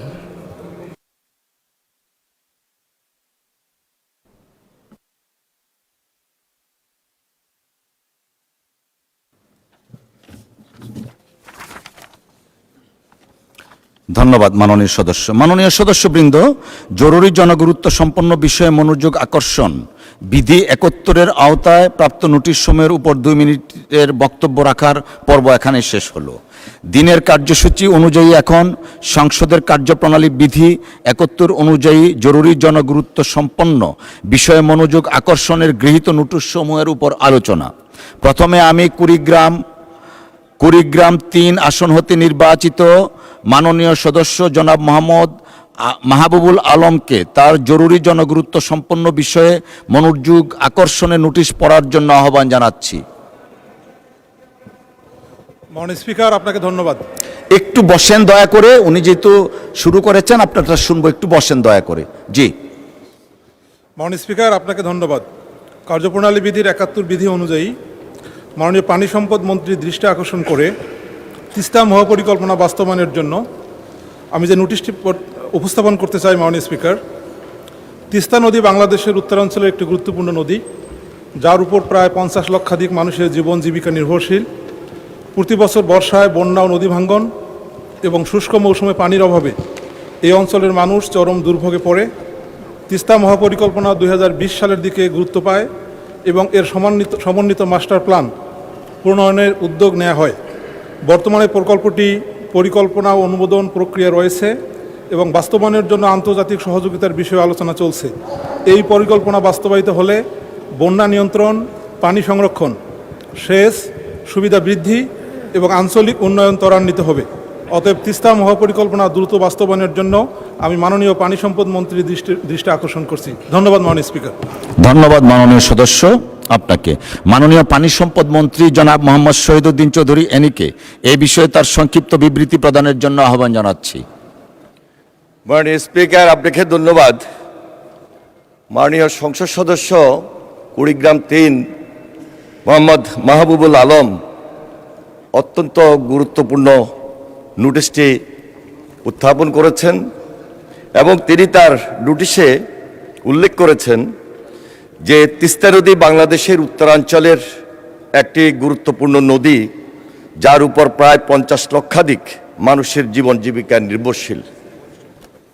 তিনি অত্যন্ত দায়িত্বশীলতার সহিত এবং সচেতনভাবে এই নোটিশটি এনেছেন। মাননীয় স্পিকার, আমি তাকে অসংখ্য অসংখ্য ধন্যবাদ জানাই। বিষয়টি এত মর্মস্পর্শী এবং আমাদের বাংলাদেশের প্রেক্ষাপটে এই মুহূর্তে খুবই গুরুত্বপূর্ণ বিদায় আমি এই নোটিশটির উপর 2-4টা কথা গুরুত্ব সহকারে বলতে চাই। যে তিস্তা নদী উত্তরাঞ্চলের মানুষের জীবন জীবিকার জন্য এতই যে গুরুত্বপূর্ণ, সেটা ভারত হতে বাংলাদেশের মধ্যে প্রবাহিত তিস্তা নদীর বর্তমান যে অবস্থান, এটা সম্পূর্ণভাবে একটা বিপরীতমূলক অবস্থানে দাঁড়িয়েছে মাননীয় স্পিকার, যেটাকে আমরা বলতে পারি বৈপরীত্যপূর্ণ। তিস্তা নদীর উজানে বাদ দেওয়া সহ নানা সীমাবদ্ধতার কারণে শুষ্ক মৌসুমে নদীর পানি প্রবাহ মারাত্মকভাবে কমার জন্য অনেক স্থানে পানি প্রবাহ প্রায় শূন্যের কাছাকাছি নেমে আসে, যার ফলে তিস্তা সেচ প্রকল্প সহ কৃষি কার্যক্রম ব্যাহত হচ্ছে। অন্যদিকে বর্ষা মৌসুমে উজানে অতিবৃষ্টির কারণে হঠাৎ বন্যা ও নদীভাঙ্গন সংঘটিত হয় মাননীয় স্পিকার, এবং এর ফলে বসতভিটা ও ফসলের ক্ষতির পরিমাণও ব্যাপক। তিস্তা মহাপরিকল্পনা বাস্তবায়নের জন্য বাংলাদেশ পানি উন্নয়ন বোর্ড ইতিমধ্যে একটি সমীক্ষা প্রতিবেদন প্রণয়ন করেছে মাননীয় স্পিকার। প্রস্তাবিত সমীক্ষা অনুযায়ী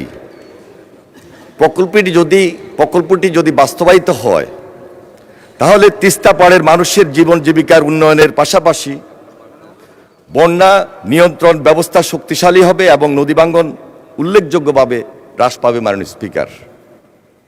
এর পাশাপাশি শুষ্ক মৌসুমে পানি সংরক্ষণ সেচ সুবিধা বৃদ্ধি পাবে, কৃষি উৎপাদন বৃদ্ধি এবং ফসলের বহুমুখীকরণ সম্ভব হবে, নদী তীরবর্তী এলাকায় অবকাঠামোগত উন্নয়ন তথা রাস্তা সেতু বাঁধ নির্মাণ হবে, কর্মসংস্থানের সুযোগ সৃষ্টি হবে এবং দারিদ্র্য হ্রাসে সহায়ক হবে মাননীয় স্পিকার। নৌ যোগাযোগ এবং আঞ্চলিক বাণিজ্যের সম্ভাবনাও বৃদ্ধি পাবে। সামগ্রিকভাবে উত্তরাঞ্চলের টেকসই ও সমন্বিত আঞ্চলিক উন্নয়ন নিশ্চিত হবে, এই মর্মে সমীক্ষা প্রতিবেদনের মতামতে উল্লেখ রয়েছে। মাননীয় স্পিকার, দাখিলকৃত সম্ভাব্যতা সমীক্ষার কারিগরি ও আর্থিক বিষয়সমূহ বিভিন্ন পর্যায়ে পরীক্ষা নিরীক্ষার কার্যক্রম বর্তমানে চলমান রয়েছে। তিস্তা মহাপরিকল্পনায় জনগণের জন্য ইতিবাচক সকল কিছুরই বাস্তবায়নে সরকারের পক্ষ হতে আন্তরিক প্রচেষ্টা অব্যাহত রয়েছে। মাননীয় স্পিকার, আপনাকে ধন্যবাদ। ধন্যবাদ মাননীয় মন্ত্রী। মাননীয় সদস্য জনাব মোহাম্মদ মাহবুবুল আলম, আপনি এ বিষয়ে একটি প্রশ্ন করতে পারেন। ধন্যবাদ আপনাকে। মাননীয় স্পিকার, তিস্তা মহাপরিকল্পনা শুধুমাত্র বৃহত্তর রংপুরের নীলফামারী, লালমনিরহাট, রংপুর, কুড়িগ্রাম এবং গাইবান্ধার শুধু 50 লক্ষ মানুষ যারা ডাইরেক্টলি অ্যাফেক্টেড হবে অথবা ওভারঅল 1 কোটির বেশি মানুষের এই বিষয় নয়।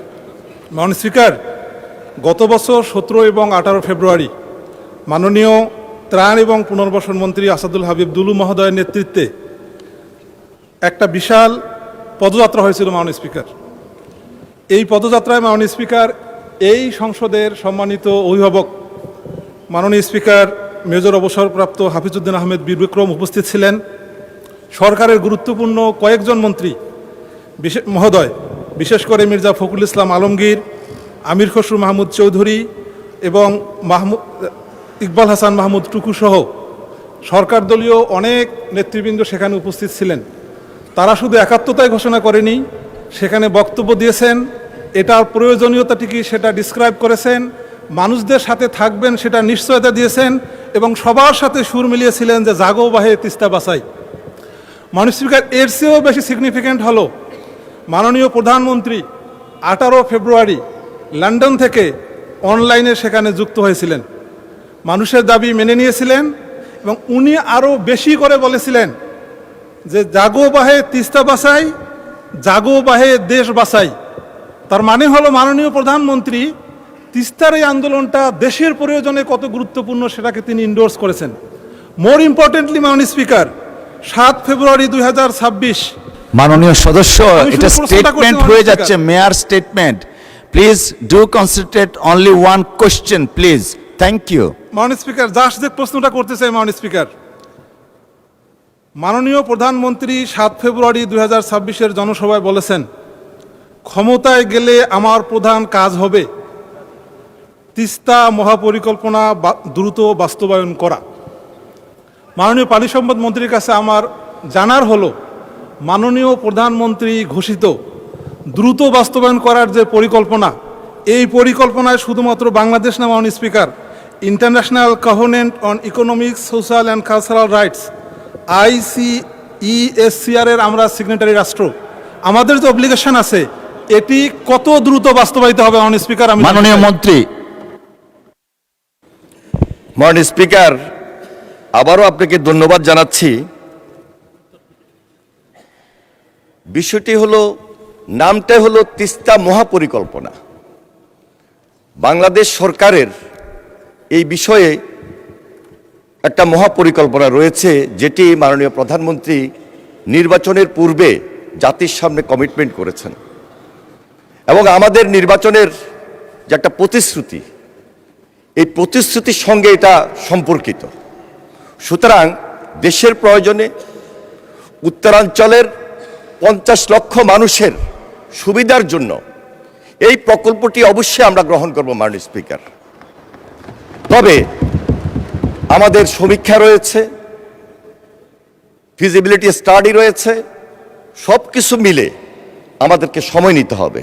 এই জন্য আমি আপনার মাধ্যমে এই জাতীয় সংসদকে, দেশবাসীকে আশ্বস্ত করতে চাই, এই সময়টুকু আমাদের প্রয়োজন। মাননীয় স্পিকার, আমি আরও জানাচ্ছি, উক্ত সম্ভাব্যতা প্রতিবেদনের আলোকে PDPPP preliminary development project proposal প্রণয়ন করা হয়েছে ইতিমধ্যে, যার আর্থিক ও কারিগরি দিক পরীক্ষা নিরীক্ষার বিষয়টি প্রক্রিয়াধীন রয়েছে। কারিগরি বিষয়সমূহ যাচাই পরবর্তী প্রকল্প বাস্তবায়নের সিদ্ধান্ত গ্রহণ করা হবে। মাননীয় স্পিকার, আপনাকে অসংখ্য ধন্যবাদ। ধন্যবাদ মাননীয় সদস্য, মাননীয় মন্ত্রী। একটু আমরা তো মাঝখানে আছি, 3টা শেষ হোক, দেন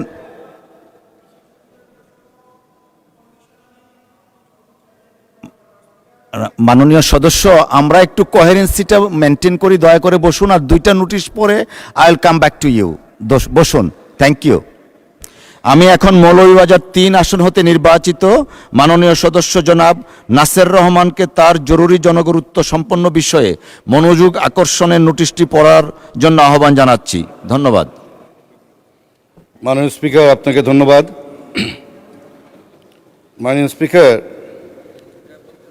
আমি কার্যপ্রণালী বিধি 71 বিধি অনুসারে জরুরি জনগুরুত্বপূর্ণ বিষয়ে নিম্নোক্ত বিষয়টি মাননীয় বেসামরিক বিমান পরিবহন ও পর্যটন মন্ত্রীর আকর্ষণ করছি।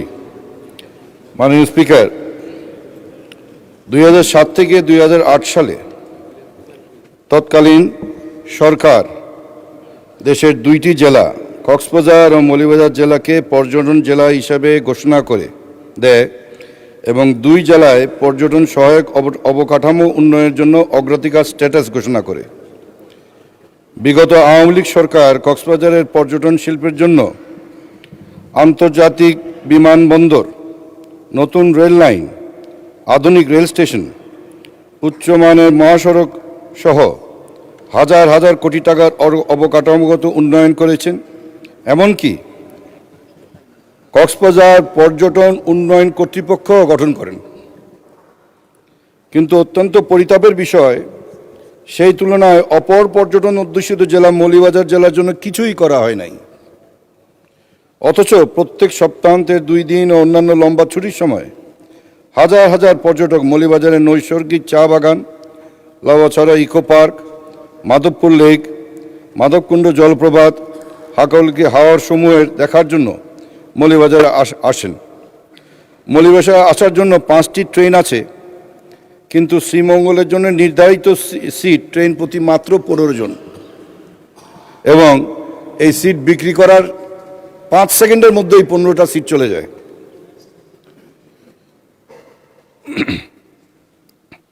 তো ট্রেনের টিকিট পাওয়া অত্যন্ত দুষ্কর। তাই একমাত্র সড়কপথ ছাড়া মৌলভীবাজারে যাওয়ার কোনো উপায় নাই।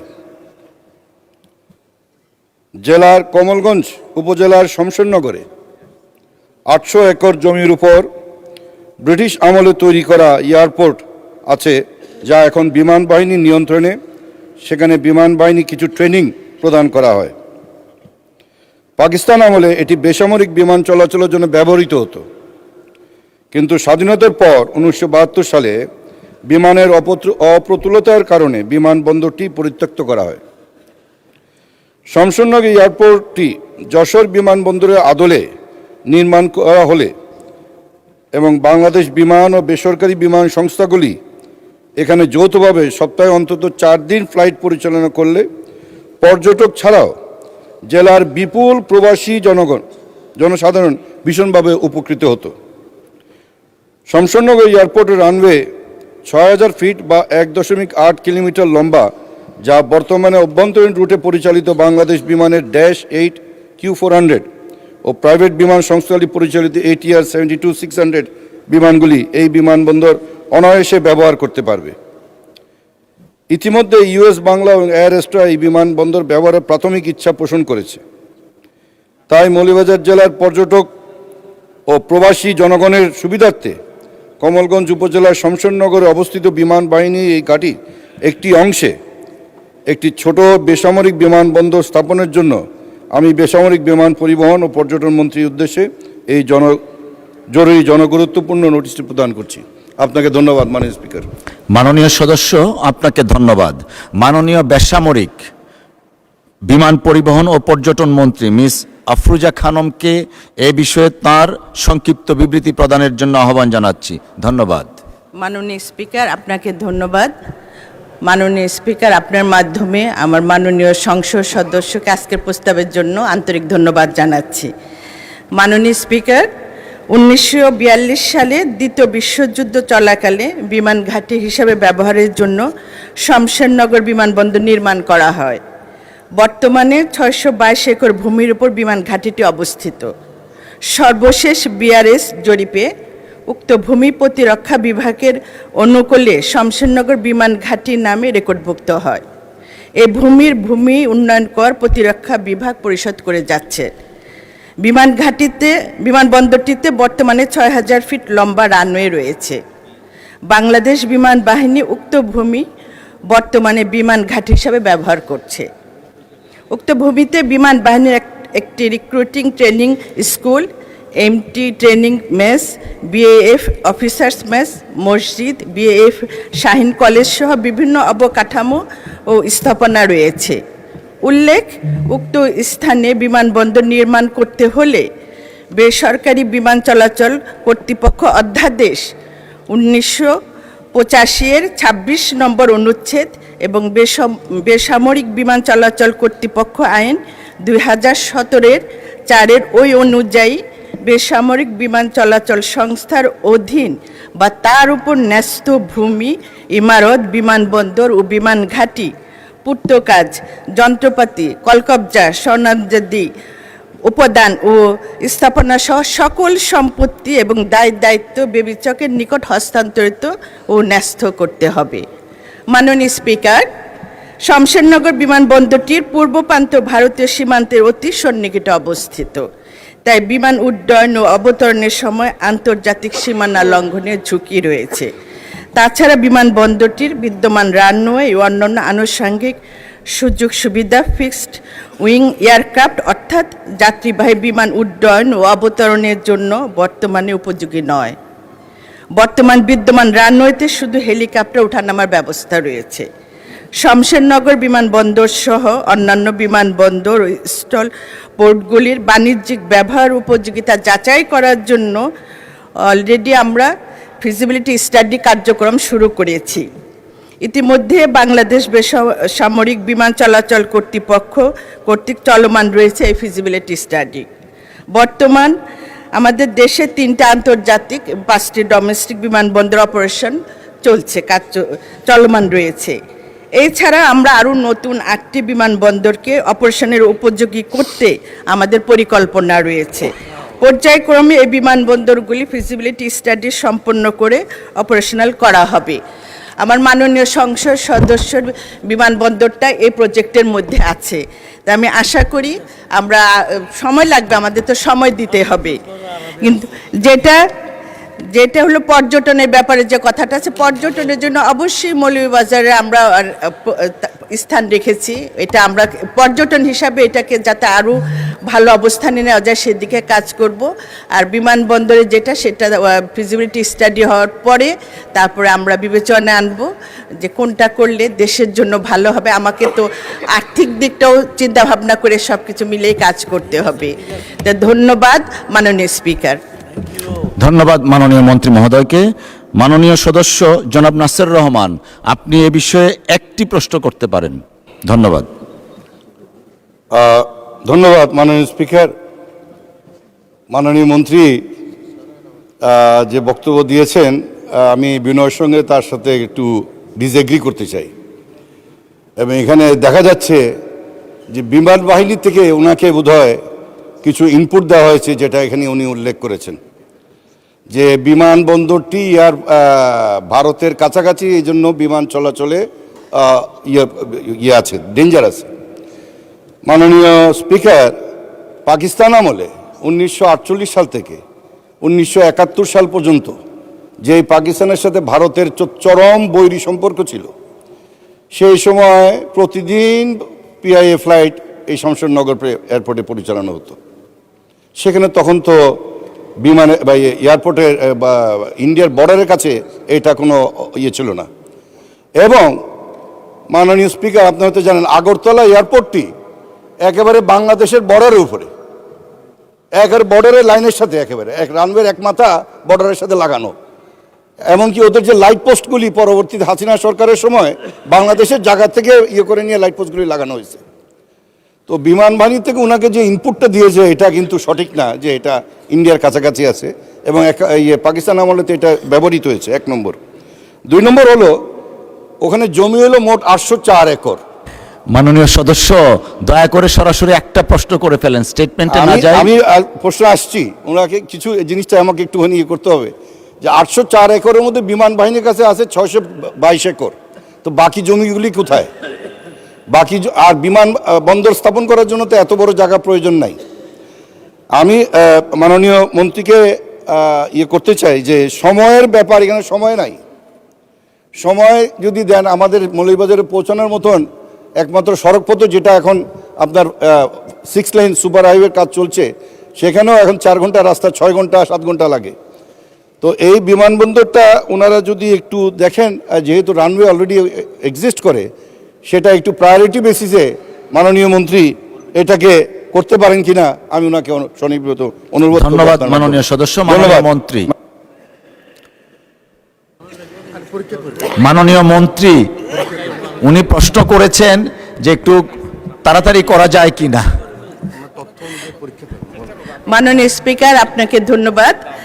আমার মাননীয় সংসদ সদস্য তাড়াতাড়ি করতে বলছে, তাড়াতাড়ি তো আমরা চাবই, আর আমাদের মাননীয় প্রধানমন্ত্রী তো চাচ্ছেন যে যে কোনো কাজ যাতে আমরা তাড়াতাড়ি করতে পারি। তো সব কাজেরই একটা সময় সীমা থাকতে হয়, সেইভাবে আমরা করে যত দ্রুত করা যায় চেষ্টা করব। আর প্রত্যেকটা জিনিস মনে রাখতে হবে, কোনো কাজ করতে গেলে হঠাৎ করে কোনো কাজই সম্পূর্ণ করা সম্ভব হয় না। ফিজিবিলিটি স্টাডিটা মোস্ট ইম্পর্টেন্ট।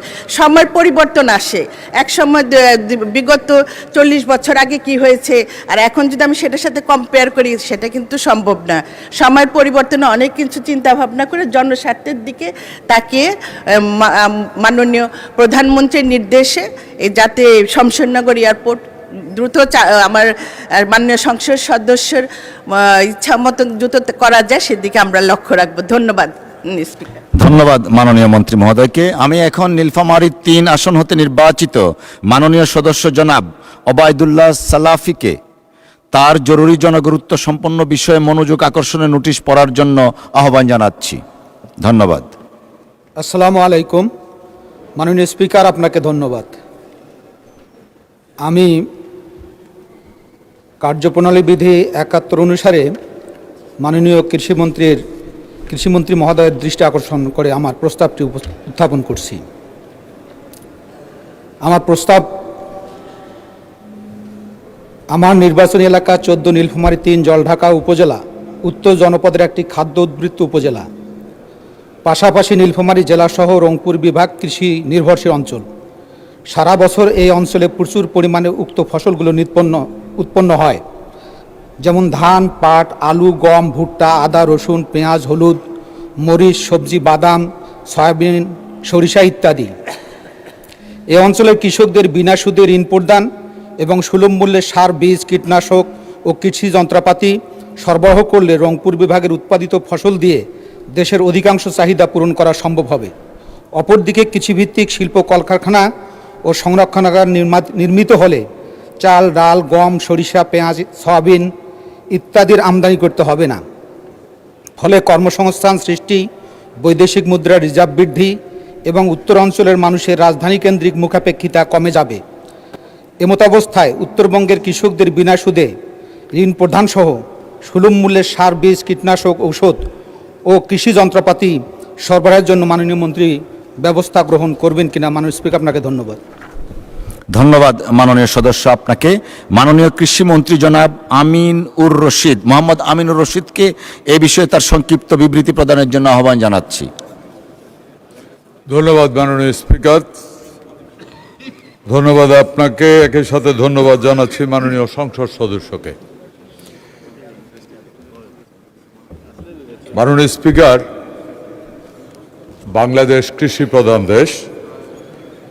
কৃষির উন্নতি হলে দেশের উন্নতি হবে, কৃষকের উন্নতি হলে দেশের উন্নতি হবে, কৃষকের অর্থনীতির উন্নতি হলে দেশের অর্থনৈতিক উন্নতি হবে। এই চিন্তা শুরু করেছিলেন শহীদ প্রেসিডেন্ট জিয়াউর রহমান। মাননীয় স্পিকার, শহীদ প্রেসিডেন্ট জিয়াউর রহমানের আমলেই সর্বপ্রথম বাংলাদেশ খাদ্যে স্বয়ংসম্পূর্ণ হয়েছিল। মাননীয় স্পিকার, 3 বারের প্রধানমন্ত্রী, আপসহীন নেত্রী, দেশনেত্রী বেগম খালেদা জিয়ার মরহুম বেগম খালেদা জিয়ায় সর্বপ্রথম কৃষকের 5,000 টাকা পর্যন্ত কৃষি ঋণ মওকুফ করেছিলেন।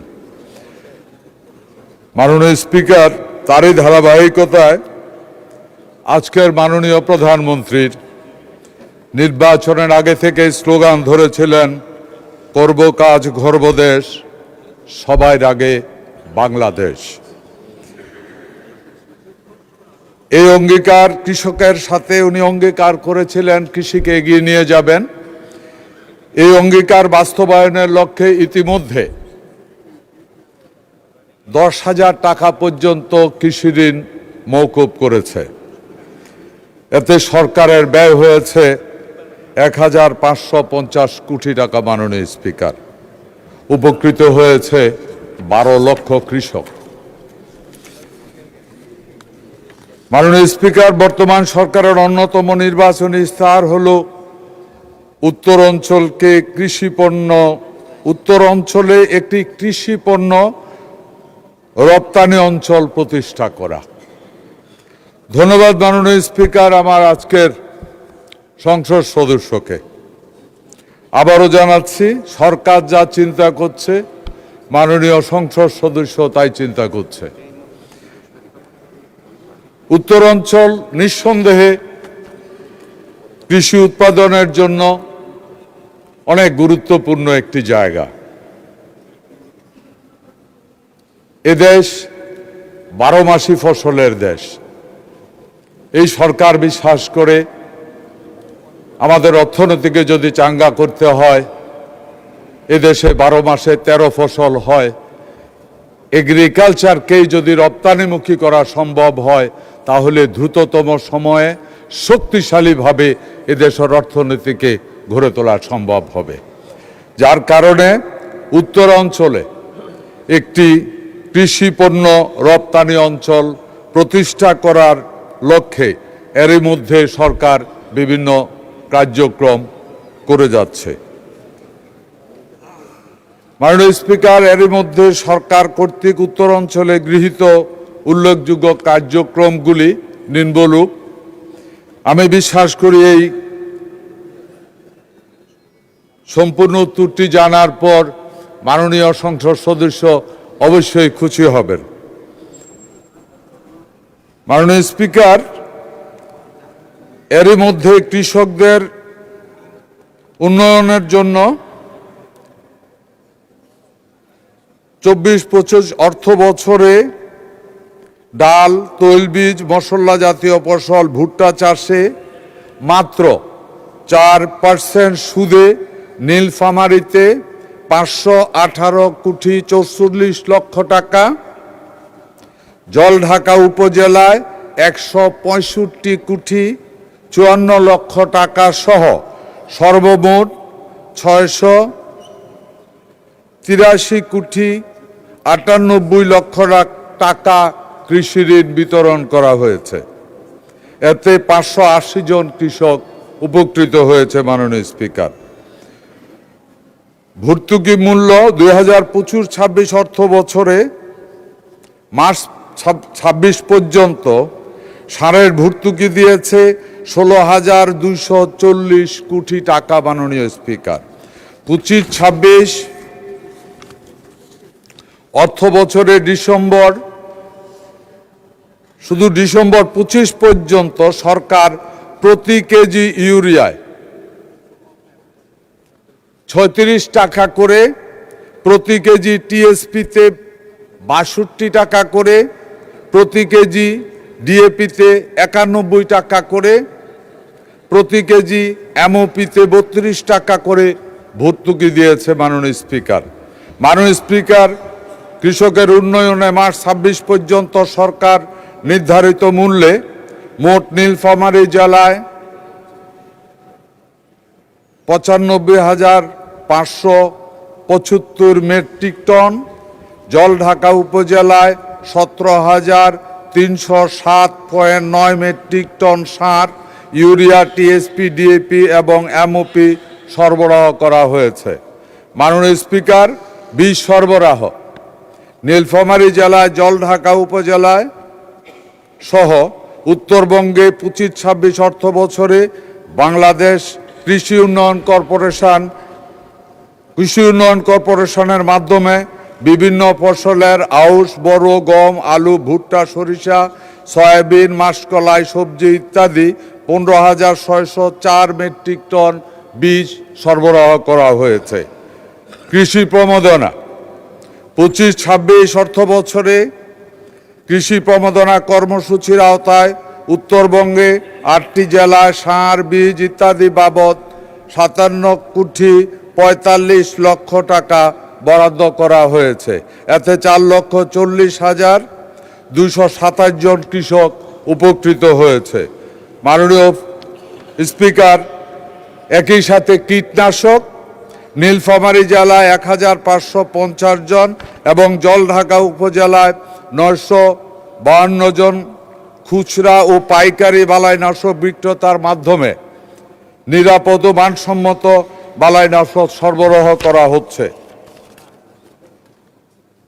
মাননীয় স্পিকার, কৃষি যন্ত্রপাতি সরবরাহ ওনার প্রশ্নের মধ্যে এই জিনিসটা ছিল। কৃষি উন্নয়নে বিভিন্ন প্রকল্পের মাধ্যমে এই পর্যন্ত ভর্তুকি মূল্যে নীলফামারী জেলায় 1122টি, জলঢাকা উপজেলায় 184টি সহ 1306টি কৃষি যন্ত্রপাতি এর মধ্যে বিতরণ করা হয়েছে। মাননীয় স্পিকার, আমি যদি উপজেলা ওয়াইজ বলি বা জেলার ভিতরে, নীলফামারী জেলায় সর্বমোট কম্বাইন্ড হারভেস্টার দেওয়া হয়েছে 67টি, শুধু জলঢাকা উপজেলা দেওয়া হয়েছে 60টি।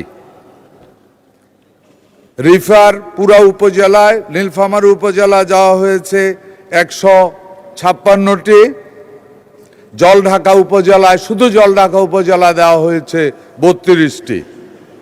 রাইস ট্রান্সপ্লান্টার পুরো উপজেলায় 154টি, জলঢাকা উপজেলায় 29টি। রিফাইন্ড বাইন্ডার উপজেলাতে শুধু জেলাতে একটি দেওয়া হয়েছে।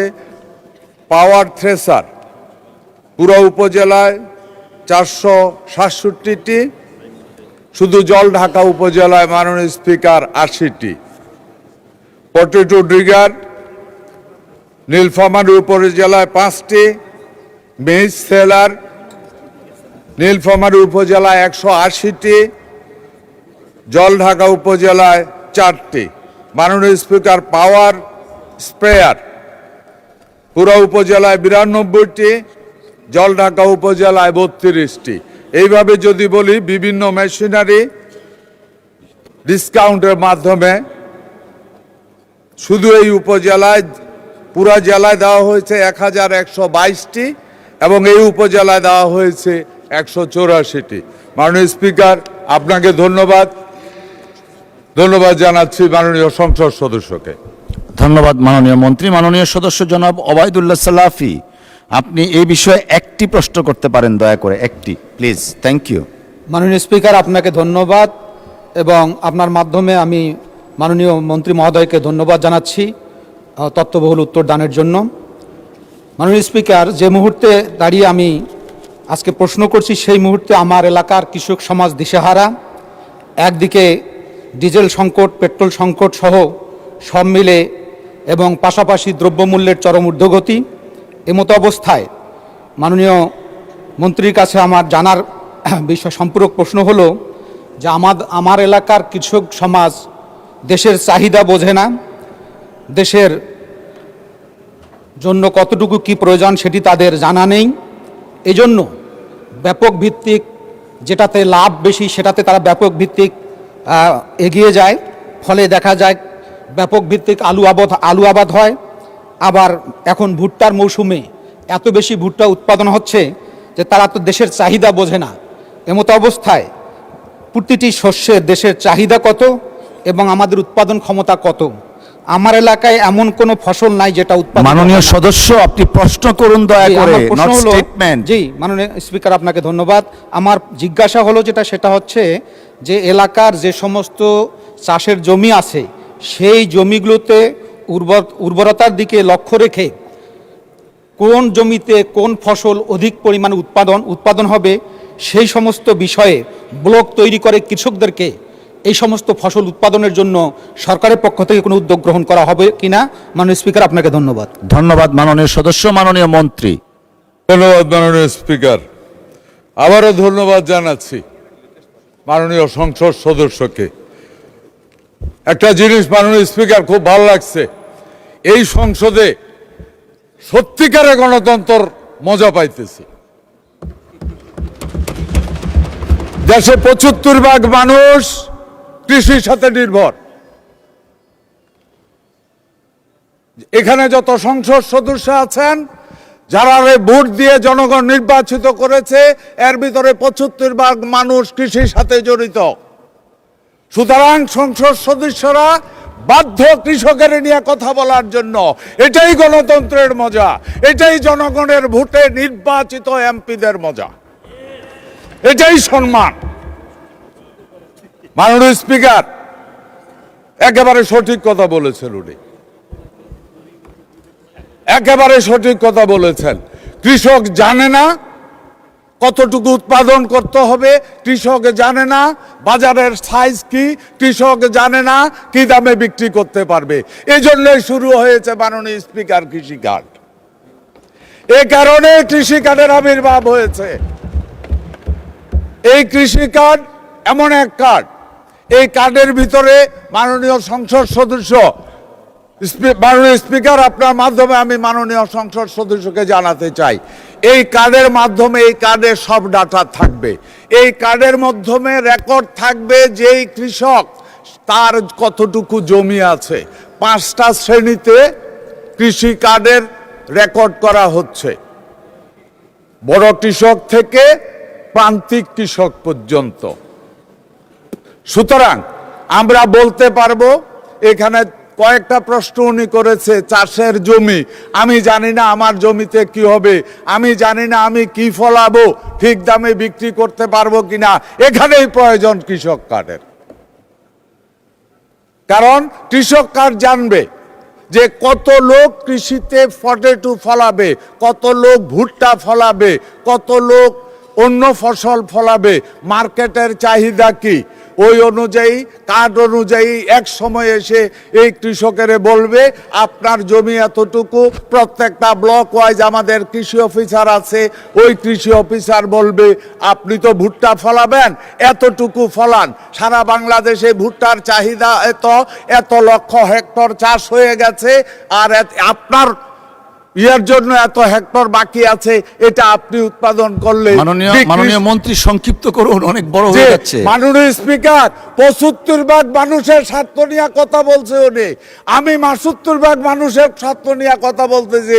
মাননীয় স্পিকার, এই সংসদে চালাইতে বহুত টাকা খরচ, কিন্তু মেজরিটি লোক ওই 75%। মাননীয় স্পিকার, একটু সময় দেন, দেশের উপকার হইতেছে, কৃষকের উপকার হচ্ছে।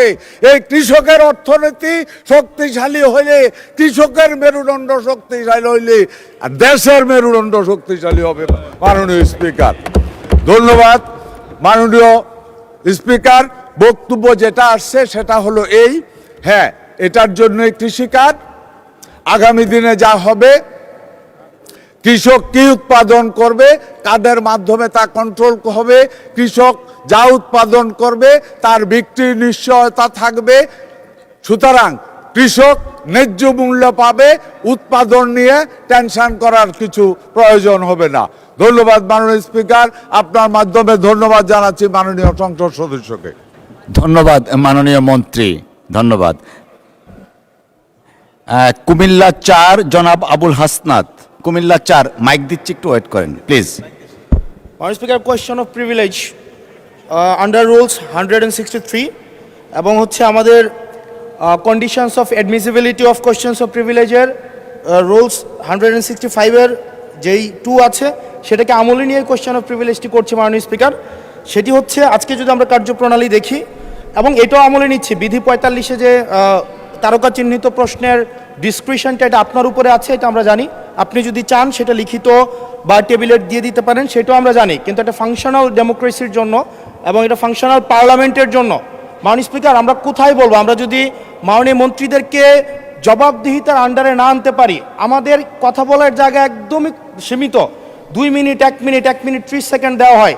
সেই জায়গায় আমরা মাননীয় মন্ত্রীদেরকে চলমান বিভিন্ন বিষয়ে আপনার প্রশ্নের মধ্যে তাদেরকে আনি।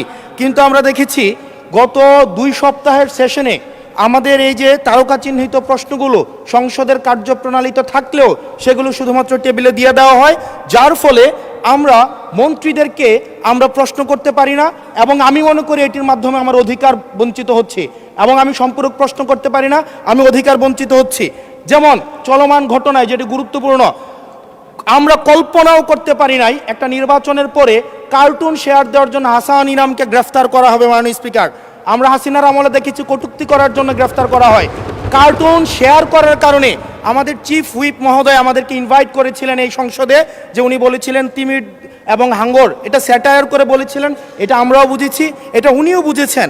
কিন্তু মাননীয় স্পিকার, দুঃখজনক বিষয় হচ্ছে যে এই কার্টুনটি শেয়ার করার কারণে আমাদের মাননীয় চিফ হুইপ মহোদয়ের এক কর্মী মামলা করেছে 25 ধারায়, যেই মামলা 25 ধারায় যদি সংক্ষেপে বলি, আপনি মাননীয় স্পিকার, মাননীয় সদস্য, এক মিনিট মাননীয় স্পিকার, আমরা এমনি সুযোগ পাই না, সুযোগ দেওয়া হয় ঠিক না। আছে।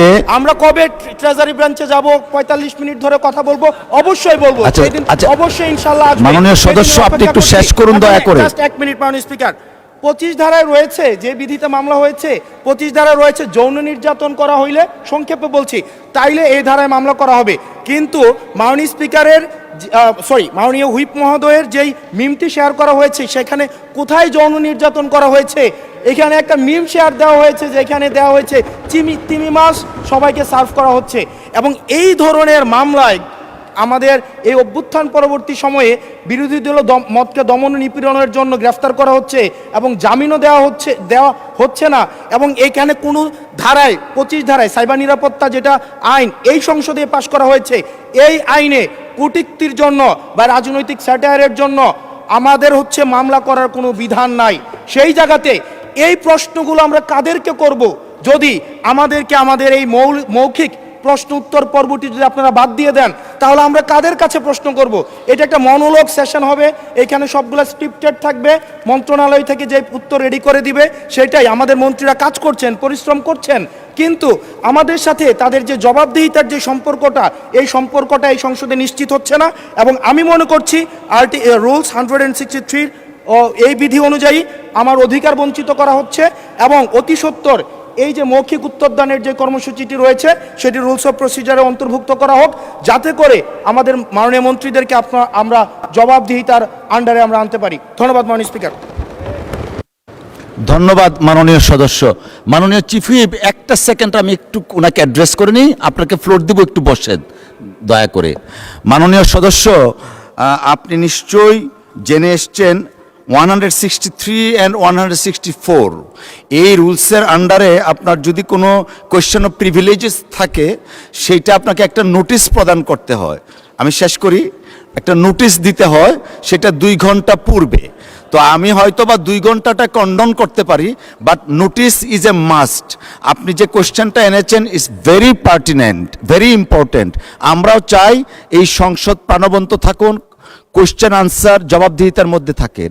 আপনার এই যে প্রশ্নটা আছে, এটা একটা নোটিশ দিবেন, আমরা এটা ডিসকাস করব। ঠিক আছে মাননীয় সদস্য? মাননীয় চিফ হুইপ। মাননীয় স্পিকার, মাননীয় বিরোধী দলের সদস্য যে কথা বলেছেন সঠিক বলেছেন। সঠিক মানে আংশিক সঠিক, আংশিক এলোমেলো আছে। আংশিক সঠিক হলো যে প্রশ্ন উত্তর পর্বের এটা একটা প্রিভিলেজ সকল সদস্যের। কিন্তু মাননীয় স্পিকার, আপনি জানেন আমাদের মাননীয় বিরোধী দলীয় নেতা তিনি প্রপোজ করেছেন যে আমরা যেন 50 ঘন্টা আলোচনা করি রাষ্ট্রপতির ভাষণের পরে। তা এখন আপনি শুনতে পান না, আমার কথা শুনতে পাচ্ছেন নাকি মাননীয়? তো 50 ঘন্টা আলোচনা করলে 50 ঘন্টা আলোচনা করার মধ্যে এ যাবৎ আমাদের সব মিলিয়ে 12 ঘন্টা আলোচনা হয়েছে। কাজে বাকি সময়টা আলোচনা যদি আমরা করতে চাই, মাননীয় সদস্যবৃন্দ আলোচনা করবেন, মাননীয় বিরোধী দলীয় নেতার মূল্যবান বক্তব্য রাখবেন এবং মাননীয় সংসদ নেতা মূল্যবান বক্তব্য রাখবেন এবং অন্যান্য মন্ত্রীবর্গ বক্তব্য রাখবেন। সেই সব মিলিয়ে আমি হিসেব করে দেখি যে কোনোভাবেই আমরা যদি 30 তারিখে সংসদ শেষ করি, তাহলে এই সময়ের মধ্যে সময় কভার করা যায় না। সেই কারণেই প্রশ্নোত্তর টেবিল করা হয়। কিন্তু এটা যদি মাননীয় সদস্যবৃন্দ চান যে আর রাত 10টা পর্যন্ত চলুক, তাহলে আমরা সংসদের এই প্রশ্নোত্তর টেবিল করতে চাই না। আমরা নিজেরাই অ্যাকাউন্টেবল, এটা গভর্নমেন্টের যে অ্যাকাউন্টেবল এবং সেটা আমরা নিশ্চিত করবেন, সেটা আমরা চাই, আমরা আন্তরিকভাবেই চাই।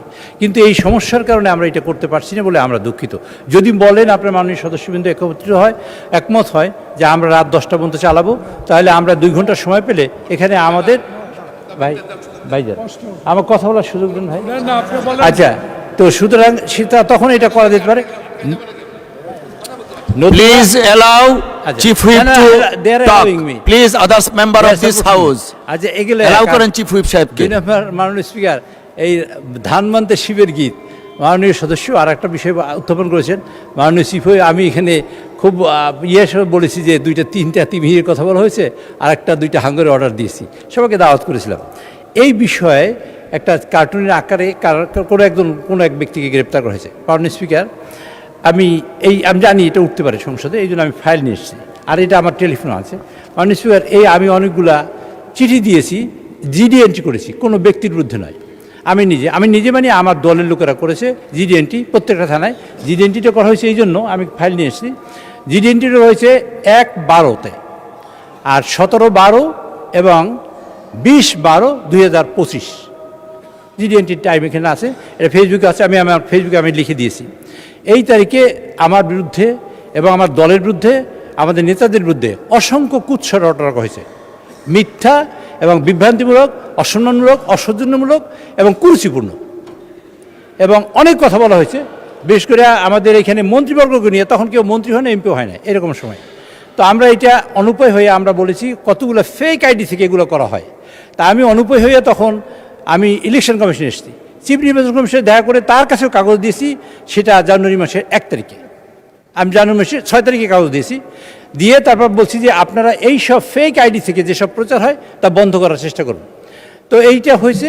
তারপরে এক পর্যায়ে অনুপরে হয়ে আমি রিটার্নিং অফিসারকে আমি ওই 1/6 আমি আর একটা চিঠি দিয়েছি, এগুলো রিসিভ করা কপি সব, এগুলো তো আমি দেখাচ্ছি সবই রিসিভ করা কাগজ। এখানে এই রিসিভ করা কাগজ এগুলা মাননীয় সদস্য যেটা বলেছেন উনি সঠিক জানেন না বা জানতে পারেন না, সেই জন্য 1 মিনিট আমার কথা শেষ করতে দেন, আপনার হাত যাওয়ার দরকার নেই, আমার কথা শেষ করি।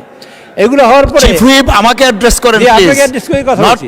এগুলো দেওয়ার পরে মাননীয় সদস্য এগুলো আমাকে অ্যাড্রেস করেন, এই সব দেওয়ার পরে আমরা অ্যাকচুয়ালি কোনো সুরাহা করতে পারিনি। এটা আইন শৃঙ্খলা কমিটির মিটিংয়েও আমরা বলেছি যে যারা ফেক আইডি দিয়ে এটা করে আপনারা তাদের বের করে তাদের শাস্তি আওতায় নিয়ে আসেন অথবা কোনো একটা ব্যবস্থা করেন, কিন্তু ফাইনালি নির্বাচনের আগে আমরা করতে পারি নাই।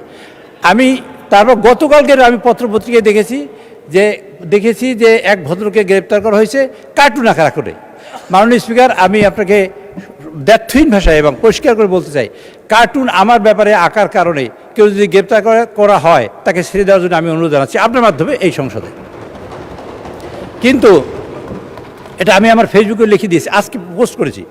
কিন্তু ওই ভদ্রলোক এখন পর্যন্ত আমরা জানি না এইসব সাইবার কার্যক্রমের সাথে জড়িত কিনা, এখন পর্যন্ত আমি জানি না, আর কেউ জানতে পারে। সুতরাং ওই ভদ্রলোক যদি সাইবার কার্যক্রমে জড়িত থাকে এবং এই লোকটা সেইটাই যদি ওই লোকই হয় যে লোকটা আমি চিনি এবং সেই লোকটাই যদি এই কার্যক্রমে জড়িত হয়, তা আমি মনে করি আমাদের সকলের স্বার্থে, এই যে বিরোধী দল হোক আর সরকারি দল হোক, যে একজন মানুষের মানহানি করা, একজন মানুষের কুৎসা রটনা করা, কুরুচিপূর্ণ কোনো বক্তব্য রাখা যায় না। তো এর মধ্যে দেখা হয়েছে মাননীয় স্পিকার, একটা সাইবারের ইনফরমেশন কালেকশন করে আমরা দেখেছি বিভিন্ন পদ্ধতিতে, এই কালকের থেকে জানার পর থেকে আমরা কালেকশন করেছি, তাদের দেখেছি এক ভদ্রলোক এই হাসান নামে তার ভদ্রলোক, তিনি অনেক কিছু কার্যক্রমের সাথে জড়িত, ম্যান পাওয়ারের সাথে জড়িত, মানুষ এক্সপোর্টের সাথে জড়িত। ভাই আমার কথা শেষ করতে দেন কাইন্ডলি। আচ্ছা, এবং ইয়ের সাথে মানি লন্ডারিংয়ের সাথে জড়িত, এরকম অনেক ইনফরমেশন এখানে আছে। এটাও কতখানি সঠিক তা আমি জানি না। কাজে আমার বক্তব্য হলো, এই ভদ্রলোকই যদি সেই ভদ্রলোক হয় যিনি এই সাইবার কার্যক্রমের সাথে জড়িত, তা আমি মনে করি তার এইটা গভীরভাবে খতিয়ে দেখা উচিত সরকারের, এবং এটা পর্যালোচনা করা উচিত এটা সঠিক কিনা। যদি সঠিক হয় আমি মনে করি সেটা আইনের আওতায় আনা উচিত, যদি সঠিক না হয় তার ব্যাপারে তার ব্যাপারে আমার কোনো অভিযোগ নেই। ধন্যবাদ মাননীয় চিফ হুইপ। মাননীয় স্পিকার, আরেকটু কথা শেষ করতে চাই। ওই ফেক আইডিগুলোর থেকে মাননীয় প্রধানমন্ত্রী মানে সহধর্মিণী তার কন্যা, মাননীয় চিফ হুইপ, আমাদের তো নামাজের সময় হয়ে গেছে, একটু বসেন। আমি শেষ হয়েছে তো, এই সকলের বিরুদ্ধে কুরুচিপূর্ণ কথা হয়েছে। যদি ওই লোকটাই সেই লোকটাই হয়, তাহলে আমি মনে করি মাননীয় স্পিকার এগুলা গভীরভাবে খতিয়ে দেখা দরকার, সরকারের স্বার্থে, বিরোধী দলের স্বার্থেও, সকলের স্বার্থে এবং দেশের স্বার্থে। ধন্যবাদ মাননীয় চিফ হুইপ।